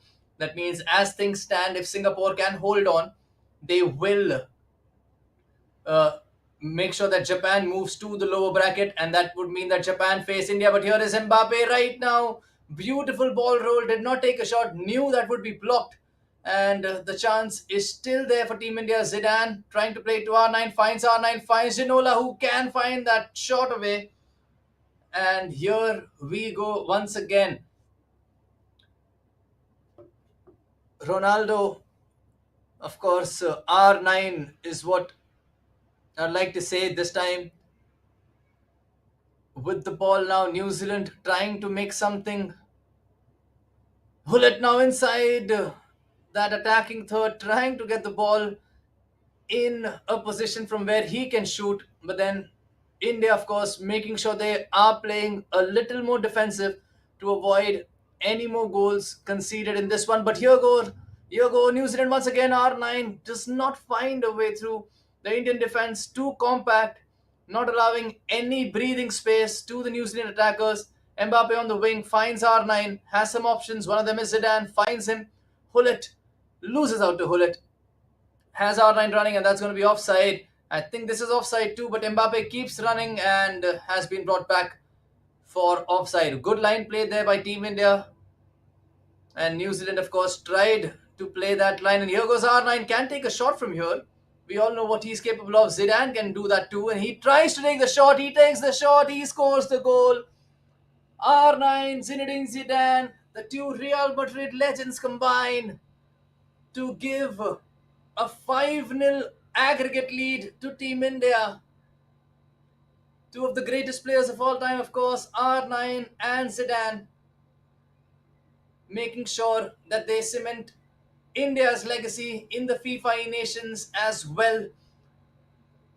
It looks like we have one more round for sure. It is going to be either against Japan or Singapore, again in a knockout tie. We'll have more details on that soon, but Team India do not feel like stopping anytime soon out here. Mbappe keeps running, still has the ball. Still has the ball. Is he going to find a pass through? Oh my goodness, he can go himself. That has to be the goal of the day. Kylian Mbappe with an absolutely beautiful goal. He has been in the form of his life for PSG in France. He is just replicating the form out here in FIFA as well. That was a goal which shows how confident the Indian E-Tigers are. That was the goal of some confident players who know what they're doing and who know that they can trust their skills even on an away server. Here is Ginola once again. He is onside. He's going to take a shot mostly. Went for the finesse, but well defended by Team New Zealand. It was 6-0 down on aggregate right now. And there's for sure no way back for them right now. It's just about damage control and just to end this tournament on a high because they've lost the first game against Australia, and a defeat against India now would mean that this would be the end of their journey. Of course, they were ranked, they were seeded 8th, and they came here after the toughest struggle, is what I can say, as compared to the other teams that have reached the playoff stages. So on paper, of course, they were not really expected to win any of these games or to qualify, but then they did their best and they've tried everything that they can to somehow go ahead and score as many goals and win these games. But Team India, too good for them today. And let's just hope Team India can carry this form into the next round of games as well. Here is already R9. Ginola has a lot of space. Does he have a lot of stamina and a lot of pace though? I do not know. Mbappe is free in the center. Mbappe is going to be found. Open goal. 4-0 to Team India. Game, set, and match. I think we can start with the firecrackers. We can start celebrating. We are going to the next round for sure. 7-0 on aggregate. And I'm not going to talk about any 7-0 references with regards to real life football because I know a lot of fans out there of Liverpool and Manchester United are watching this game. And it's going to be a good talking point. But here goes Ginola once again. Davies now plays it to R9. Has Mbappe waiting, trying to find Ginola once again. And New Zealand now would be desperate to at least score one goal and just end this tournament with a smile that they could do everything and they could be well prepared for the next season. Of course, for everyone watching here from New Zealand, tough luck to you guys considering that these are away servers that you are playing on. It's a neutral server, but it's still a little different for Team New Zealand. Here they go. Once again, trying to make something. R9 takes a shot. I think it was Hullet from Team New Zealand who actually blocked the shot by mistake. Here is R9 who has released Musiala. It's 4 versus 3. Musiala is going to beat the keeper and he is going to score once again. 5-0 to Team India. 8-0. I am happy the scoreline has changed from 7-0 now.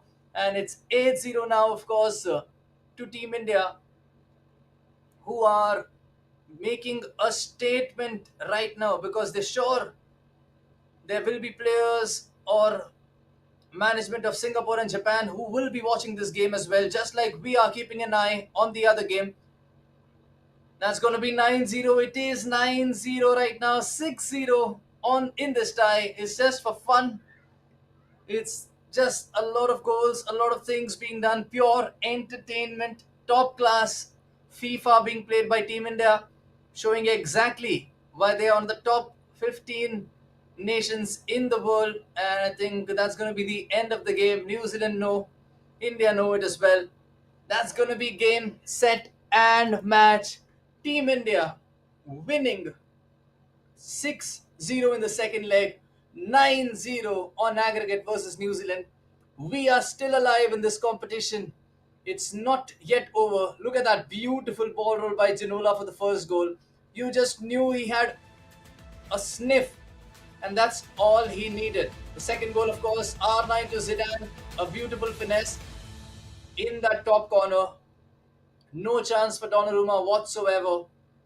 And then we had the best goal of the day, Kylian Mbappe with a beautiful solo goal, making sure that the defenders were sent packing.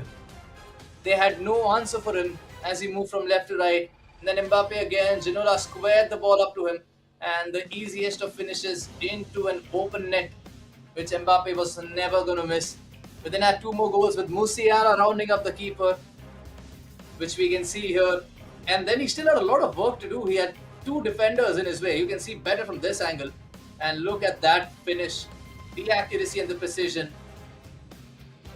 And then, of course, Zidane at the end, making sure that he added all the salt to the wound with this tap in. Although not very easy again in between two players who were left confused with what was happening around them. But at the end of the day, it has finished India 9, New Zealand 0. We are back in business for this tournament. The winner between Singapore and Japan will be known very soon, as that game is still being played. We are going to be playing the loser of that game between Singapore and Japan. And as things stand, it would be Japan who would be playing India in the next round of games. Do not go away anywhere. We'll be back very soon with an update of the next few games. And we'll see what just happens in the next games for Team India as well. The first game ended in a defeat, which means we went into the lower bracket.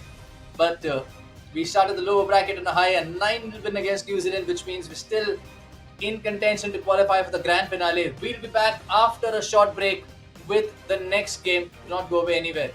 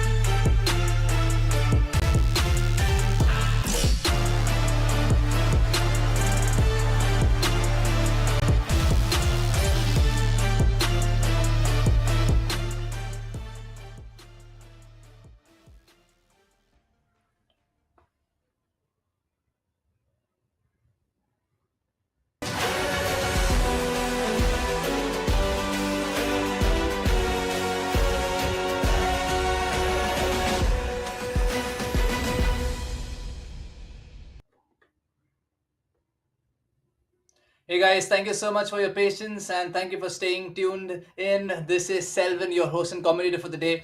We've had a great day so far in the FIFA Nations 2023 playoffs. India versus Indonesia has been done. Unfortunately, we lost the game, but then we had the game India versus New Zealand, which we won by a scoreline of 9 goals to 0 after 2 legs, which means we are now in for another game. This is the final do or die game for Team India or for Team Japan as well, because they are our opponents, and the winner of this game will qualify for the FIFA E-Nations Grand Finale. So this is going to be like the biggest game of the season so far for Team India. It's going to be starting in the next few minutes. There's a lot of time for it to start. But before that, we'll just show you the results once again. And we'll also discuss the lineup. We'll also discuss a lot more things that are going to be happening. Team India versus Japan is the next round. Of course, as you can see, 3-2 defeat to Indonesia in the first game, which meant we went into the losers bracket, or the lower bracket as we call. And then it was the game against New Zealand, wherein New Zealand were eliminated because Team India went on to put on a display against them by winning 9 goals to 0. Now, I've got an update that Singapore and Japan ended with a scoreline of 1-0 to Singapore after 2 legs, which means it was a very close game and it was a very defensive game as well. So do not expect a lot of goals in this one unless both teams decide to go all out on attack and decide to outscore each other. But then, whatever happens, both these teams, of course, they were ranked, they were seeded, of course, pretty well in this tournament. I'm just going to get an update with regards to the seeding for these two teams. And I've just got an update. It was Japan who are seeded third, India who are seeded fourth. So it's very, very, very close. And when it comes to rankings, it's Japan who is ranked a little above India as well. Let's take a look at the bracket that we have in front of us right now. Australia and Singapore have qualified. That has been confirmed. Two between Japan, India, Indonesia, and Malaysia will qualify as well. But right now, what will matter is the next game.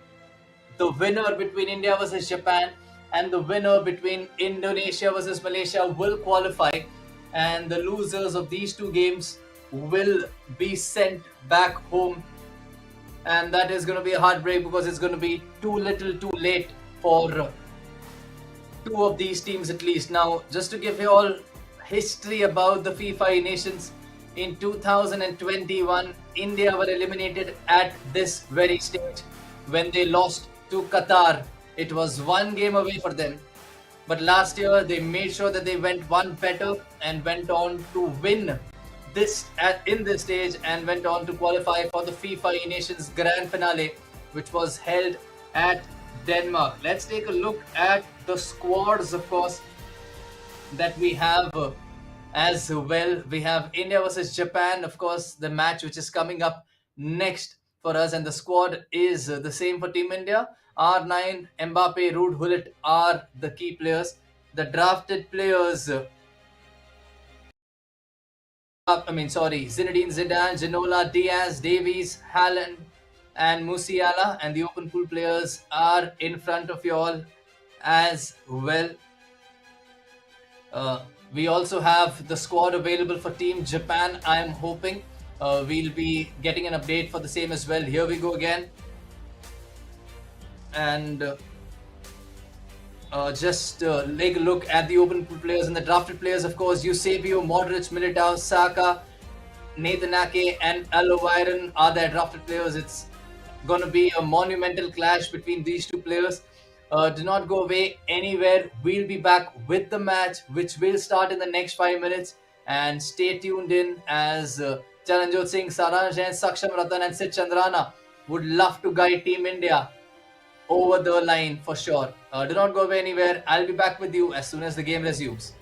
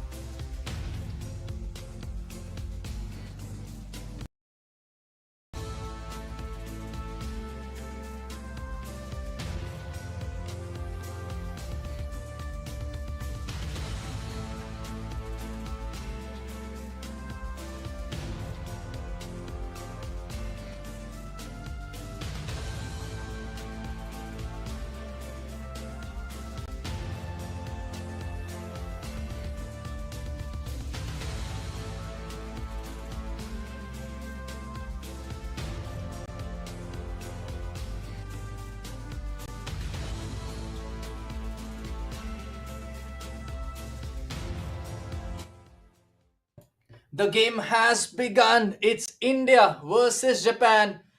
This is the final hurdle for both these teams. Of course, the winner after two legs will qualify for the grand finale of the FIFA Nations from the Asia and Oceania region. Just to let you guys know, Singapore has already qualified along with Australia. Two teams between India, Japan, Malaysia, and Indonesia will join them. And right now, it is India on the attack.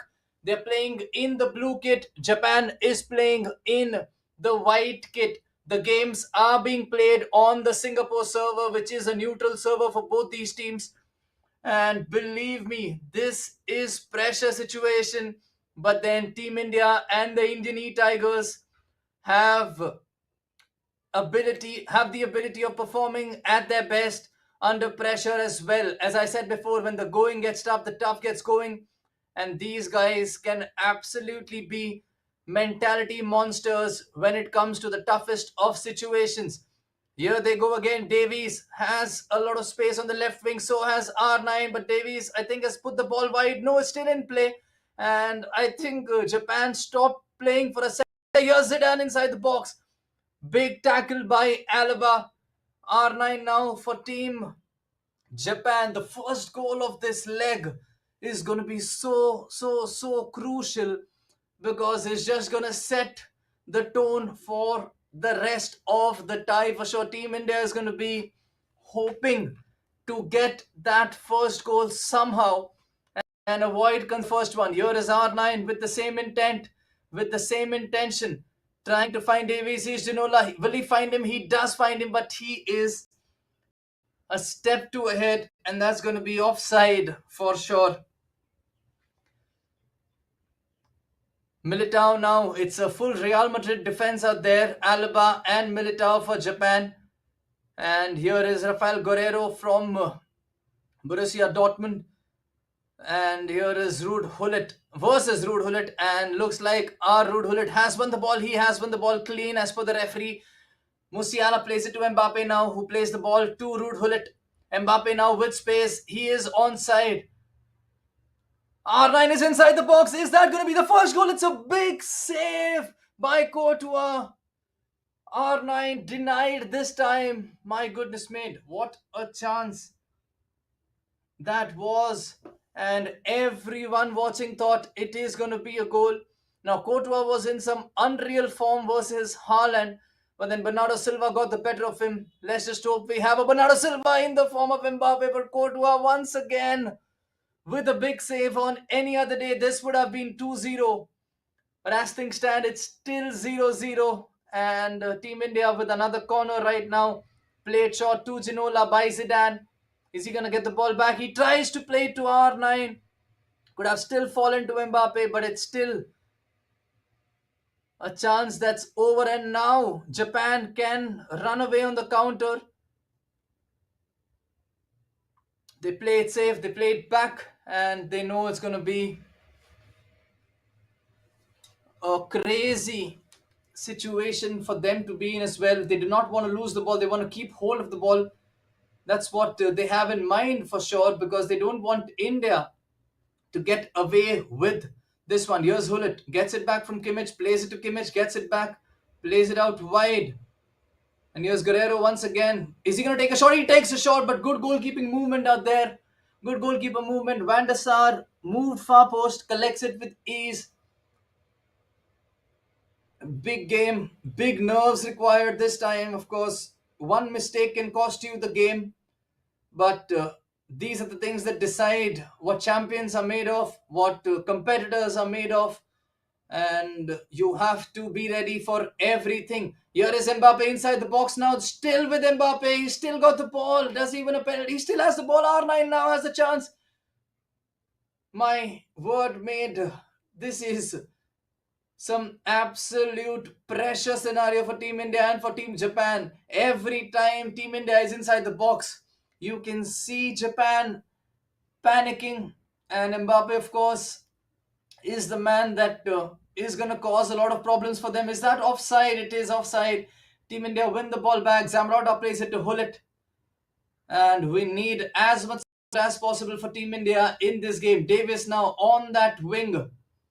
Zidane plays it to Hullet, gets the ball in the center, gets the ball in front. Mbappe does not have a lot of runners with him, so plays it back to Hullet, gets the ball back, has R9 with him, has Ginola to who is inside the box now. Can he take a shot? That's well defended by Japan, who are holding their nerves, who are not panicking when Team India enter that attacking third, looking extremely dangerous. And Team India, of course, for all the attempts that they've had, for all the possession that they've had, for all the attacks that they are building, need to somehow get a big goal. And here we go once again, Musiala, and it's going to be something very crazy. Zidane now inside the box, Militao defending it beautifully. Mbappe inside and has found R9 now, who's on the run towards the Team Indian goal, and that's another big save by Van der Sar. Great goalkeeper movement once again. Van der Sar plays it to Laporte now. Ruud Gullit plays it back to Laporte.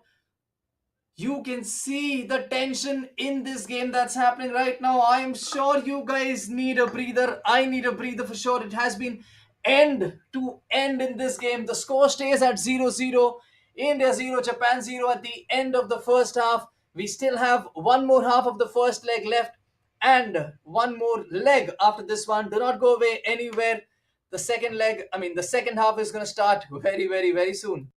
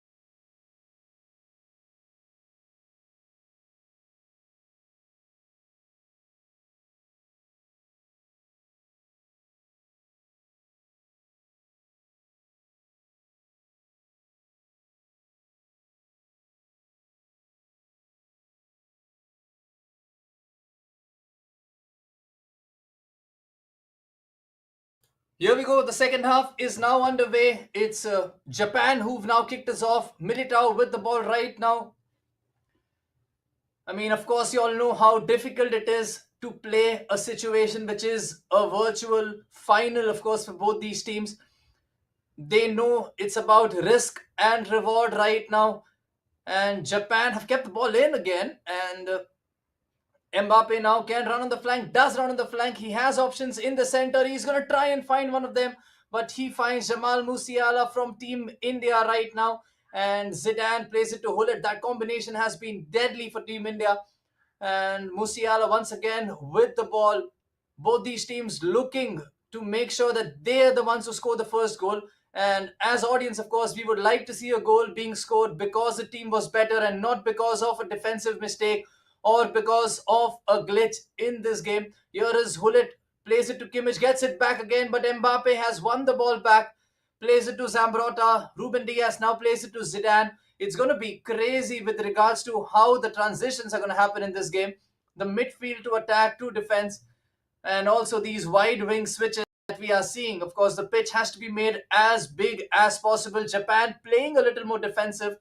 Both these games played on a neutral Singapore server for India and Japan. Here is Mbappe inside the box, but Guerrero somehow made himself big and made sure that the ball stayed with him, and Mbappe did not go through him and go past him for that matter. Militao with the ball again, and Team India not taking any risks whatsoever. Team Japan not taking any risks whatsoever. It was a completely different story for them to reach here. India won 9-0 on aggregate. They were playing quite attacking, especially in the second leg. Whereas Japan lost 1-0 to Singapore after two legs, which means the game was very defensive. There have been no goals here so far. Team India has had great attacks, but Courtois has made some great saves. They've been cancelling each other out in the final third, both these teams. But as of now, Team India have looked to be on the front foot, but without the goal, it doesn't really matter. It's not going to matter who has more possessions, who has more shots, who has more expected goals. The only stat that's going to matter at the end of 90 minutes, or at the end of 180 minutes, or maybe after extra time as well, is the final result with the most number of goals. Is that not a foul? It's not a foul as per the referee. And Japan could have broken through with Eusebio, but Eusebio did not really make the run. Of course, he has been invisible so far, and Japan would be hoping for their players to step up as well. Rude Hullet has been like a star performer for the day for every team that he has played in. And Mbappe, of course, for Team India has been on top form. Kimmich has been a great liability for all the teams that he's played, and that is a positive.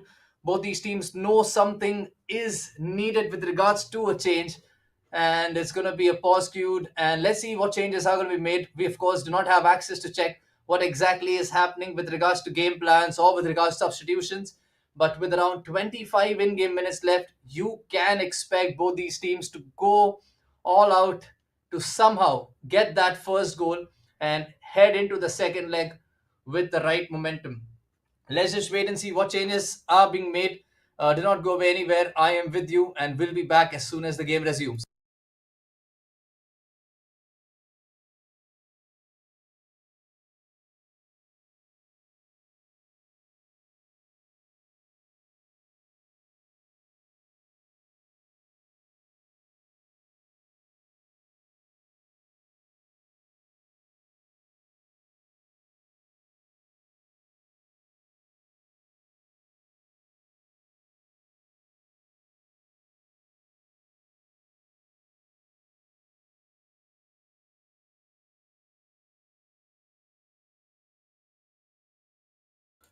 And here we go again. Militao, of course, now with the ball for New Zealand. Sorry, for Japan.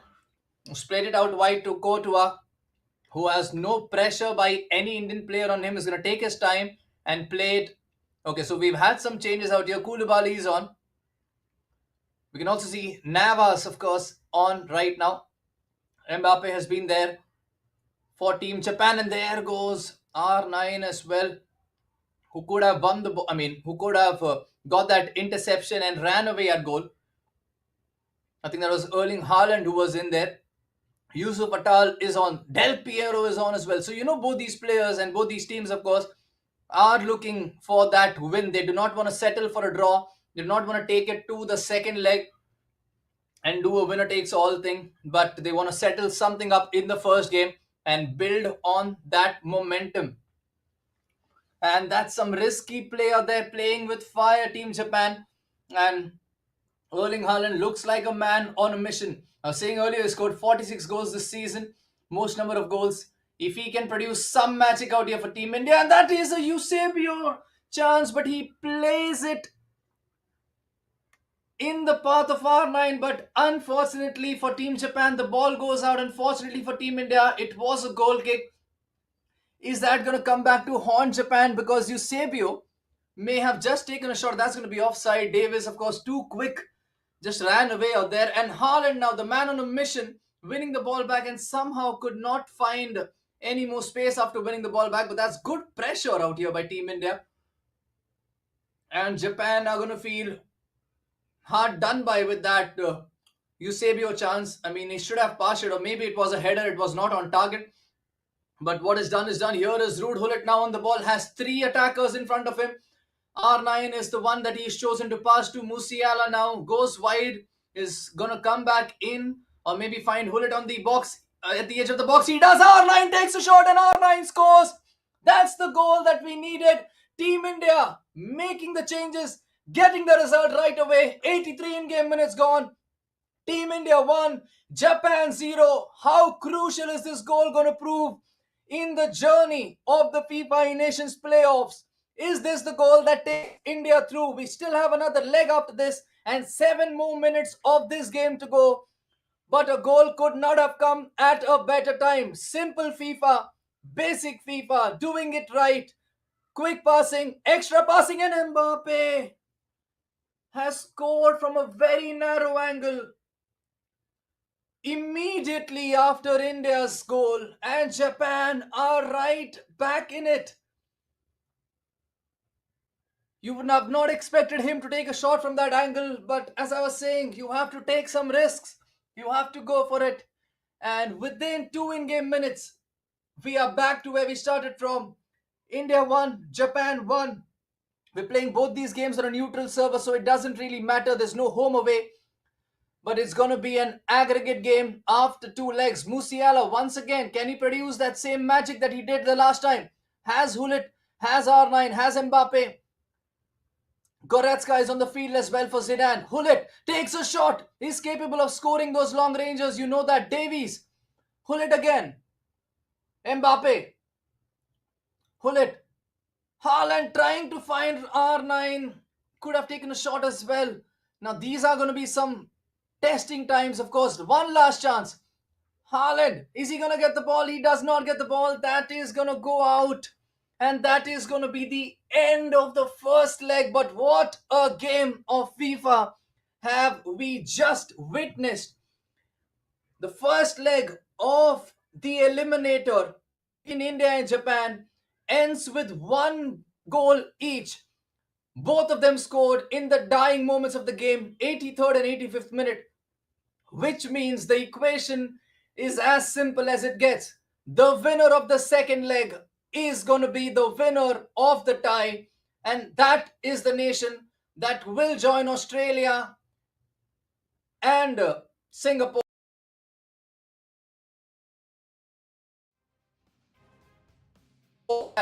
Let's just wait and see what happens in the next leg, which is going to start very soon. We're just going to be waiting for it, but it's going to be winner takes all. Whatever happens, happens in the second leg. Whoever wins it after 90 minutes or after extra time or after penalty heads right away to the FIFA Nations Grand Finale. One more game left for Team India to qualify. It's going to be the biggest game of the season for sure. Do not go away anywhere. We will be back very soon with the second leg.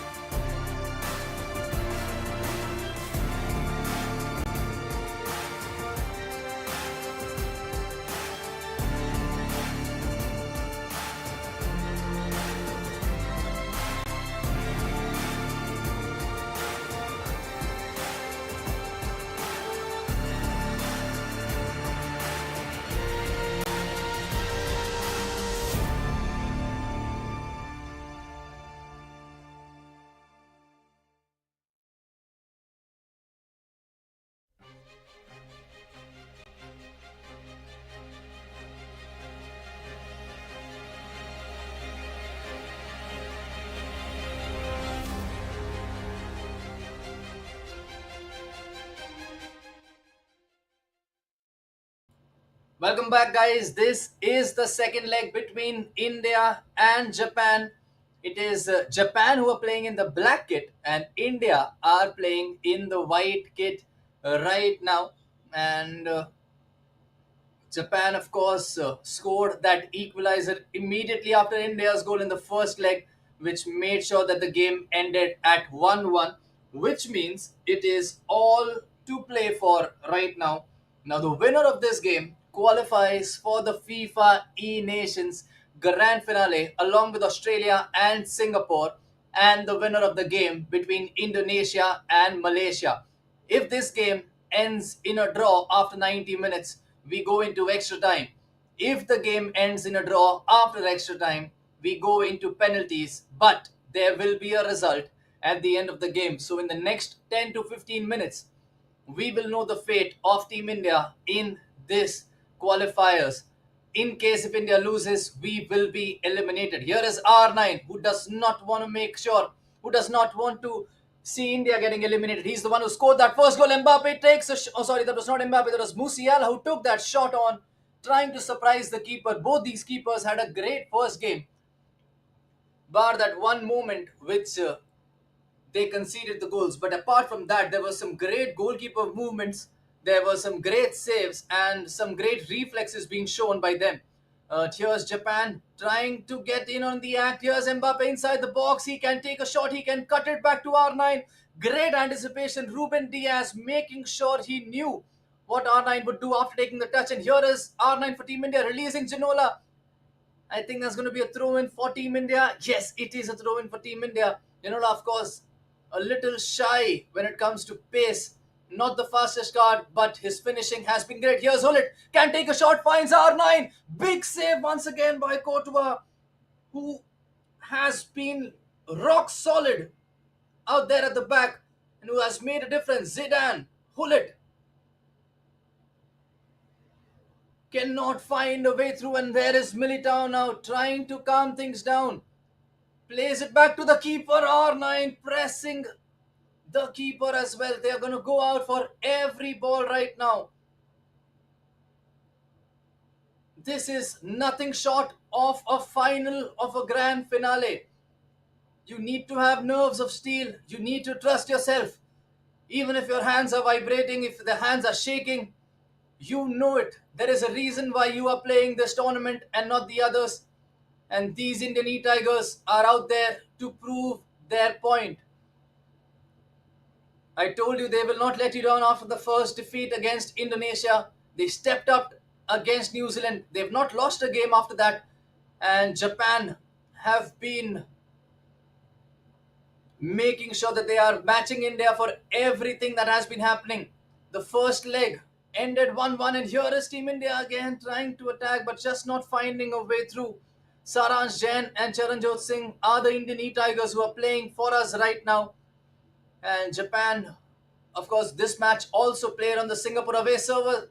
I think Team India knew what was going to happen, and that player was offside, which is why he opted to let the game go on and decided to stop his run. And here is Team India now hoping to capitalize from the same. Mbappe gets the ball from Hullet, can run at defenders, does run at defenders, has R9 with him, can take a shot too. Mbappe from got the ball in the back. I mean, in that dangerous area, but Ginola could not really do a lot once he had the ball. R9 plays it back to his Brazilian mate Militao. Mbappe now on the ball, the danger man, of course, for any team. Mbappe, R9, and Hullet are the three key players of both these teams, and they are possibly the three players who've caused us the most damage, along with Courtois. R9 outside the box, wriggling, trying to find a passing option. Kimmich plays the ball out, and the ball has gone out of play. In fact, wanted to play it out wide to resurface the chance. Here is Team India now. Have to be careful with these throw-ins. There's no movement whatsoever from any of the Indian players, and the ball has gone out for a corner. It's a shocking way to concede a corner, considering that it was an X pass for sure. It's been played short. Hullet plays it to Mbappe, who's got the ball back now, who plays it all the way back to Alaba. Gets it back from Alaba. Plays the ball inside the box. think had R9 got the ball, it would have been offside. But regardless, the ball is with Team India, and Hullet now can start an attack of our own. R9 plays it out wide to Musiala. The goal came from that right side. R9 has got the ball back. This is a big chance. It's a penalty. Is not a foul. What is it? The referee says it's nothing. It's a goal kick.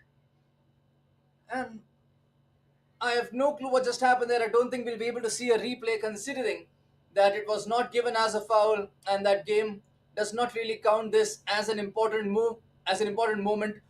But what a big moment and what a big tackle that was, as R9 was certainly through on goal, and 99% of the times that would have been a clear goal. And as things stand, it's still 0-0. But what a tackle, credit where due. Japan had the nerves to put that tackle in, because any mistake that could have been a penalty or a free kick in a very dangerous position, and there was a very high chance of a red card as well. And playing with 10 men in such a situation in the finals of any tournament is not the easiest thing to do. Here's R9. I think he thought of the shot, but Japan were well prepared to block that shot. Hullet loses the ball out to Hullet. And here is Japan trying to keep hold of the ball. There is Eusebio running on the flank. Has the ball now. That's going to be the end of the first half. What a first half this has been. Both teams looking for that goal, looking to take the lead in this tie, and of course looking for that ultimate qualification in the FIFA Nations 2023 grand finale. Of course, 45 in-game minutes minimum left to play of this game. We will be back as soon as the second half starts.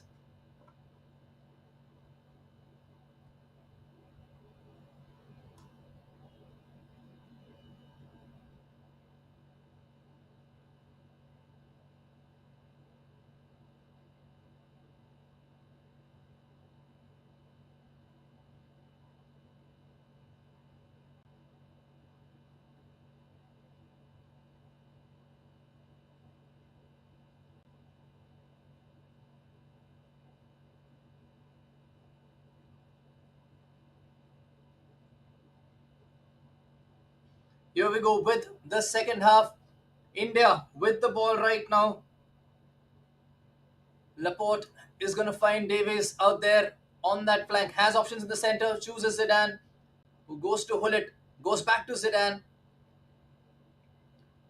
Of course, we have heard of this kickoff glitch in FIFA.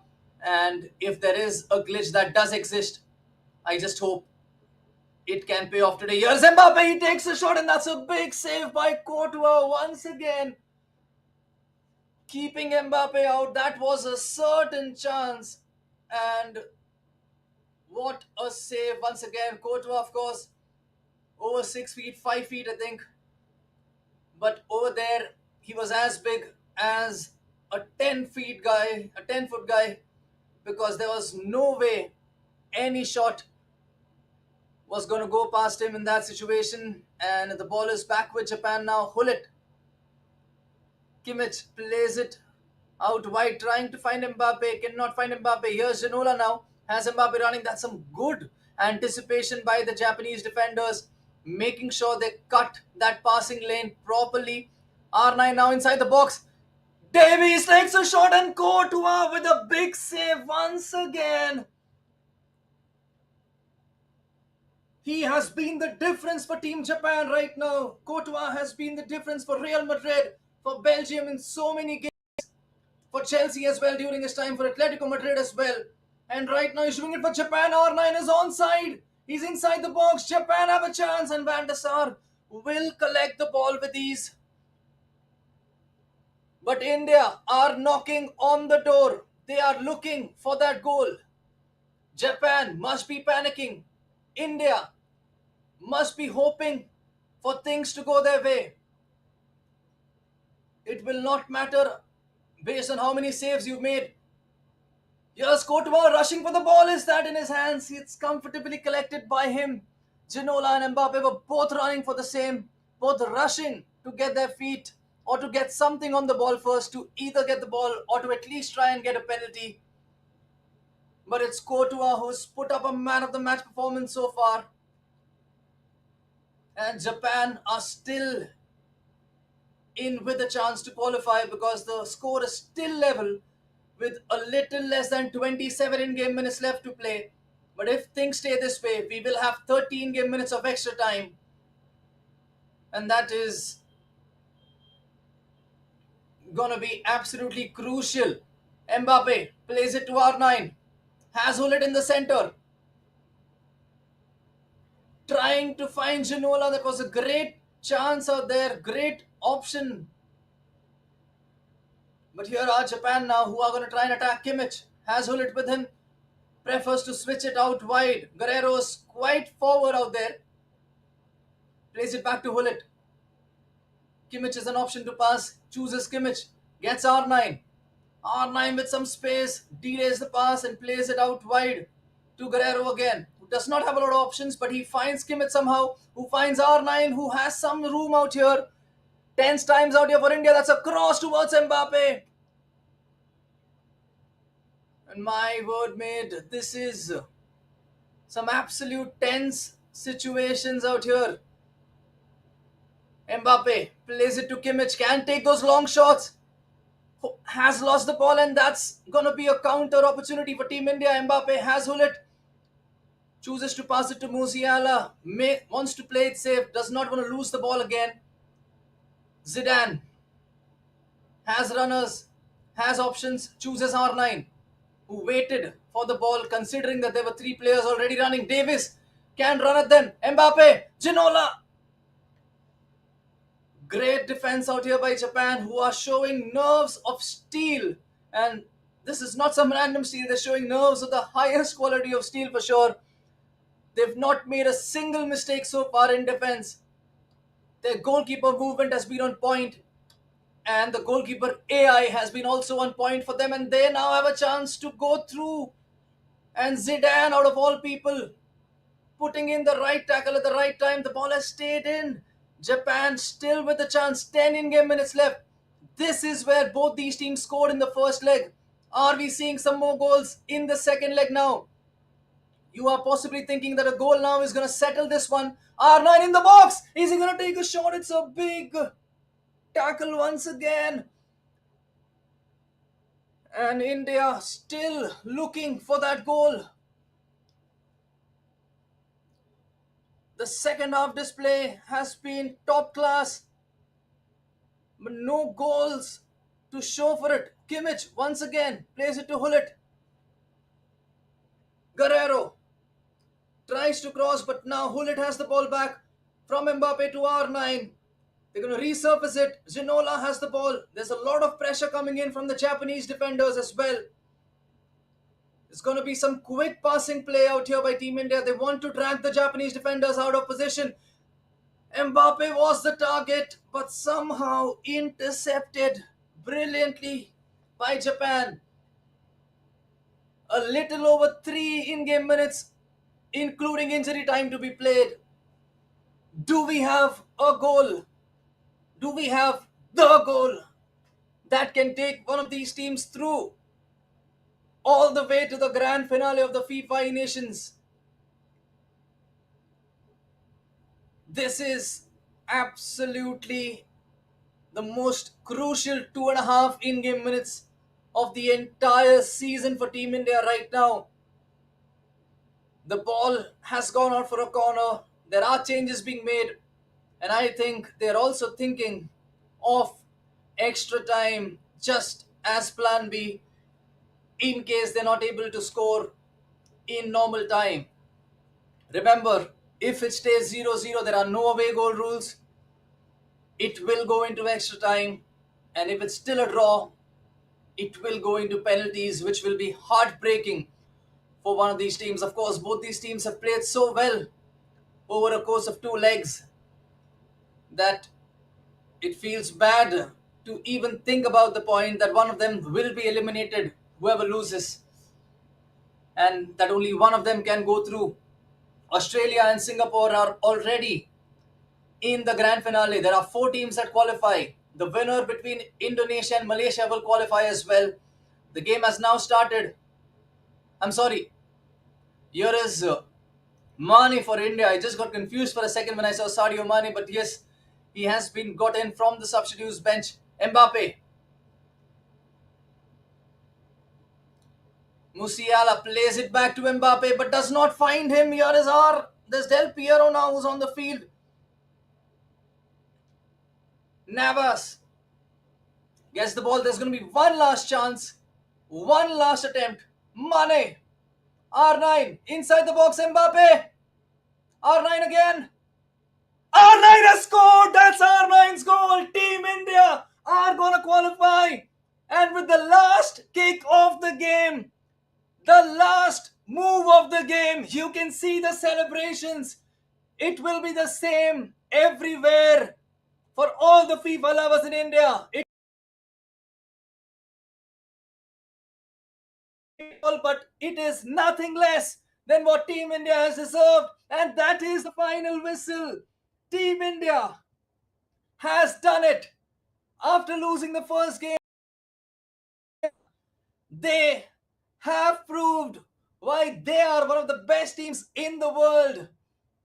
And they are going to join Singapore and Australia. Hard luck to Japan. As I said, it is sad to see that one team would have lost this game.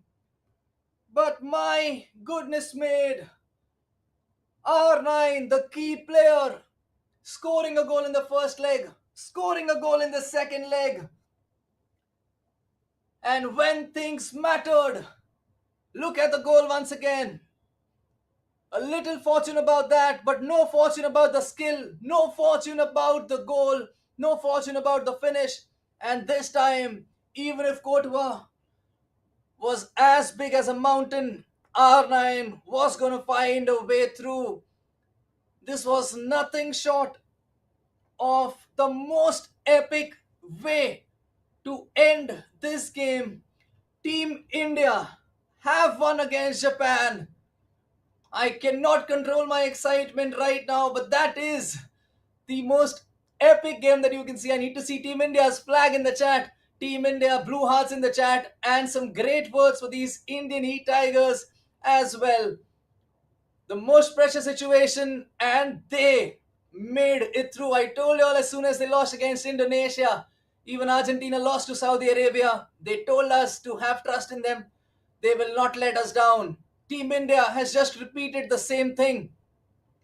They have not let us down. They will never let us down.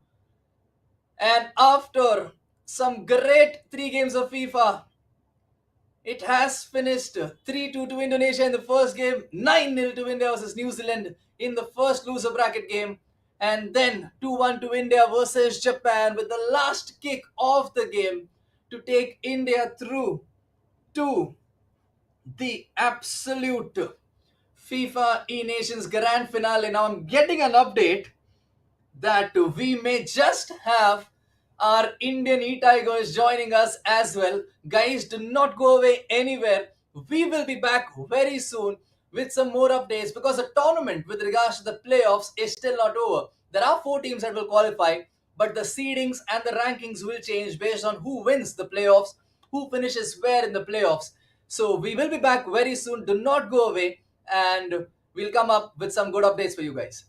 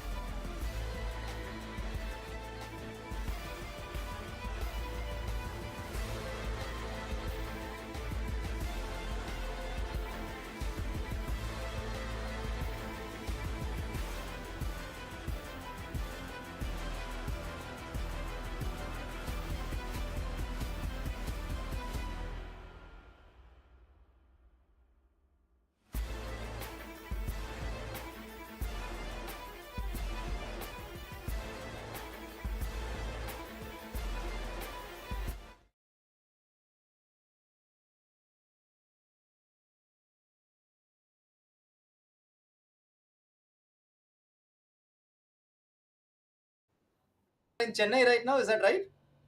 Yes, Yeah, you guys are in Chennai we are right at now. Villa So House. I'm just gonna give you an introduction, of course, for these players because they look very fair and very edited with those filters in that Indian squad photos. But then this is how they look in real. No, just kidding. There's Sid Chandrana, Charanjot Singh, Saransh Jain, Saksham Ratan, and Naveen, of course, joining us as well. First of all, congratulations, boys. I think you made the entire nation proud with what you've just done. And I just have to tell you all, there was a time wherein there were over 200, 300 people watching us live on YouTube, and maybe some more people watching us on Twitch. And the energy levels, as soon as you all scored the goal with R9, I think I was screaming at the top of my voice. I am sure the people in the chat were as well. What was the reaction, like, in the camp out there, or when you guys are there? Like, who shouted the most, or what exactly happened out there? I think me, Sid, and Saksham went mad. We just shouted for 5 minutes straight. Saransh was just relieved that we got the goal because he lost the ball in the end. So he didn't want to be the guy that made us lose. So yeah, I think he was just relieved. All of us were just went mad. Like I was dead silent. Like he was just silent. I was just Well, I'm processing sure. everything. Well, I'm sure. Now, there was a question, okay? Like when we paused during the corner in the 87th minute, okay? There would have been a lot of thoughts running in your mind, right? Like, do we go for the winner now? Do we also think about extra time or penalties, or what do we do? So the question is from the chat, like, what was the thought process that time? Like, why did you bring on Mane or all these players? What was the thought process exactly? There was a lot of argument during the pauses, I think.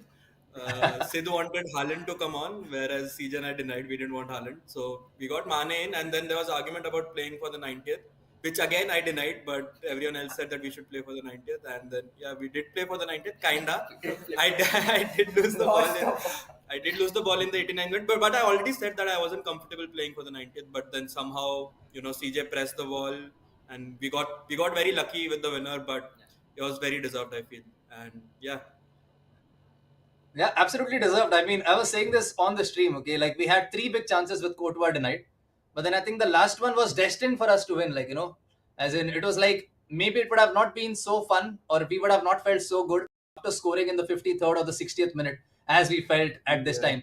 Maybe a good learning experience for us while, like, we go on for matches tomorrow and the main day as well. But now, I mean, there was another question which came from the chat. Like, you guys, when you all play on the main stage, it's completely different when it comes to practicing. Like, just tell people, like, how different is it playing on a different server, playing on the Mumbai server, the delay, because we all know that you guys are top players who know what they're doing. And there are times where you give the ball away and people think, what's wrong with them? Why are they playing a pass? Like, and people in the chat are like, Are kya pass kar raha hai? Why are you passing it in front? You can see a player. So what's the thought process that time? Like, how does the delay affect you all, the lag and all, the different servers? Just tell it in brief. I mean, for those who are new to FIFA, even if we change one console to another, we'll experience different gameplay altogether. In our practice, we actually were beating everyone convincingly, and we were quite confident about going through upper bracket itself. But today, we actually played on a different console and a different setting. And first game was a bit difficult for us to adjust to because some of the friendlies we had planned didn't turn up, but eventually, first game was a good reality check for us, and after that, I don't think so. We did anything wrong altogether as a team. As our gameplay was incredible, and as I said in last time out when we won plays, that was the best gameplay I've seen from entire Indian national team. This was the most solid gameplay I'd say that we've seen in the Indian national team. Well, of course, and there's a saying that attack wins you games, defense wins you titles. And I think in the Yeah. last two games at least, we actually showed a great sign of defense. Now, like, I've played under pressure. A lot of y'all have been playing under pressure constantly because when you play and represent India, it's a different pressure altogether. When you play for yourself, at the end of the day, if you lose, it's just about you, your family, or some friends who are going to be affected. But here is the entire nation, like, So the question is going to be when you represent your nation and there is a situation wherein you miss a chance, like, for example, the way Courtois kept saving, or let's say the penalty gets conceded in the most unlikely of ways, like, and you do not get decisions your way. How does that affect your thought process with regards to the pressure, with regards to, like, do you think of future events as to what will you tell people, or what is going to be happening? Is there an expectation coming out? Like, there are a lot of things that happen in your head. If you could tell us about those things, any one of you. Sid. I think for us, I mean, there's obviously a lot of pressure when you play for the national team and you play for India. There's a lot of people watching us, and everyone wants us to win. I mean, there's obviously a lot of pressure on us every time we play for India, and I think we are used to playing under this sort of pressure. But I think, like you said, it's not easy when you play against the likes of Japan, Indonesia. Those are very strong countries, and when you play to qualify for a World Cup, I mean, there's obviously a lot of pressure, and there will be times when you make a lot of mistakes. But I think for us, even after losing the first game, the thought process was very simple. We have to do what we keep doing in practice, because when we play our natural game, I don't think there's anyone who can stop us. Perfect. And I think, I mean, I've seen you all play for real, and I know that when your A game, there is no backup plan needed, no matter who you all play against. It doesn't really matter. Okay, so there's just some a lot of people have been watching the stream right from the time it started, and since they're asking some questions, I'm just gonna ask you all that, just because they'll feel good as well. Now, in the first half of the second leg, R9 was through on goal, and there was this one time wherein there was, I thought it's a penalty or a free kick or a red card, and it turned out to be a goal kick. I don't know if you all remember that moment. What was the reaction that time? Because I got up from I my think seat and all I of was us, like, yeah, I think yeah, all sorry, of us CJ, were go a ahead. bit shocked. All of us were a bit shocked after seeing that, because the ref didn't even give us a corner, let alone a penalty. So we were shocked Yeah, because if in the first match, if you remember the pen that we conceded, like we couldn't do much, absolutely. and he slid tackle from behind our line. So yeah, I think we were all shocked, but we had to move on. Like game doesn't stop there. Yeah. And I think there's another question the same way. You've answered a lot of questions already. But then talking about nerves, like such decisions impact a lot of things in your head.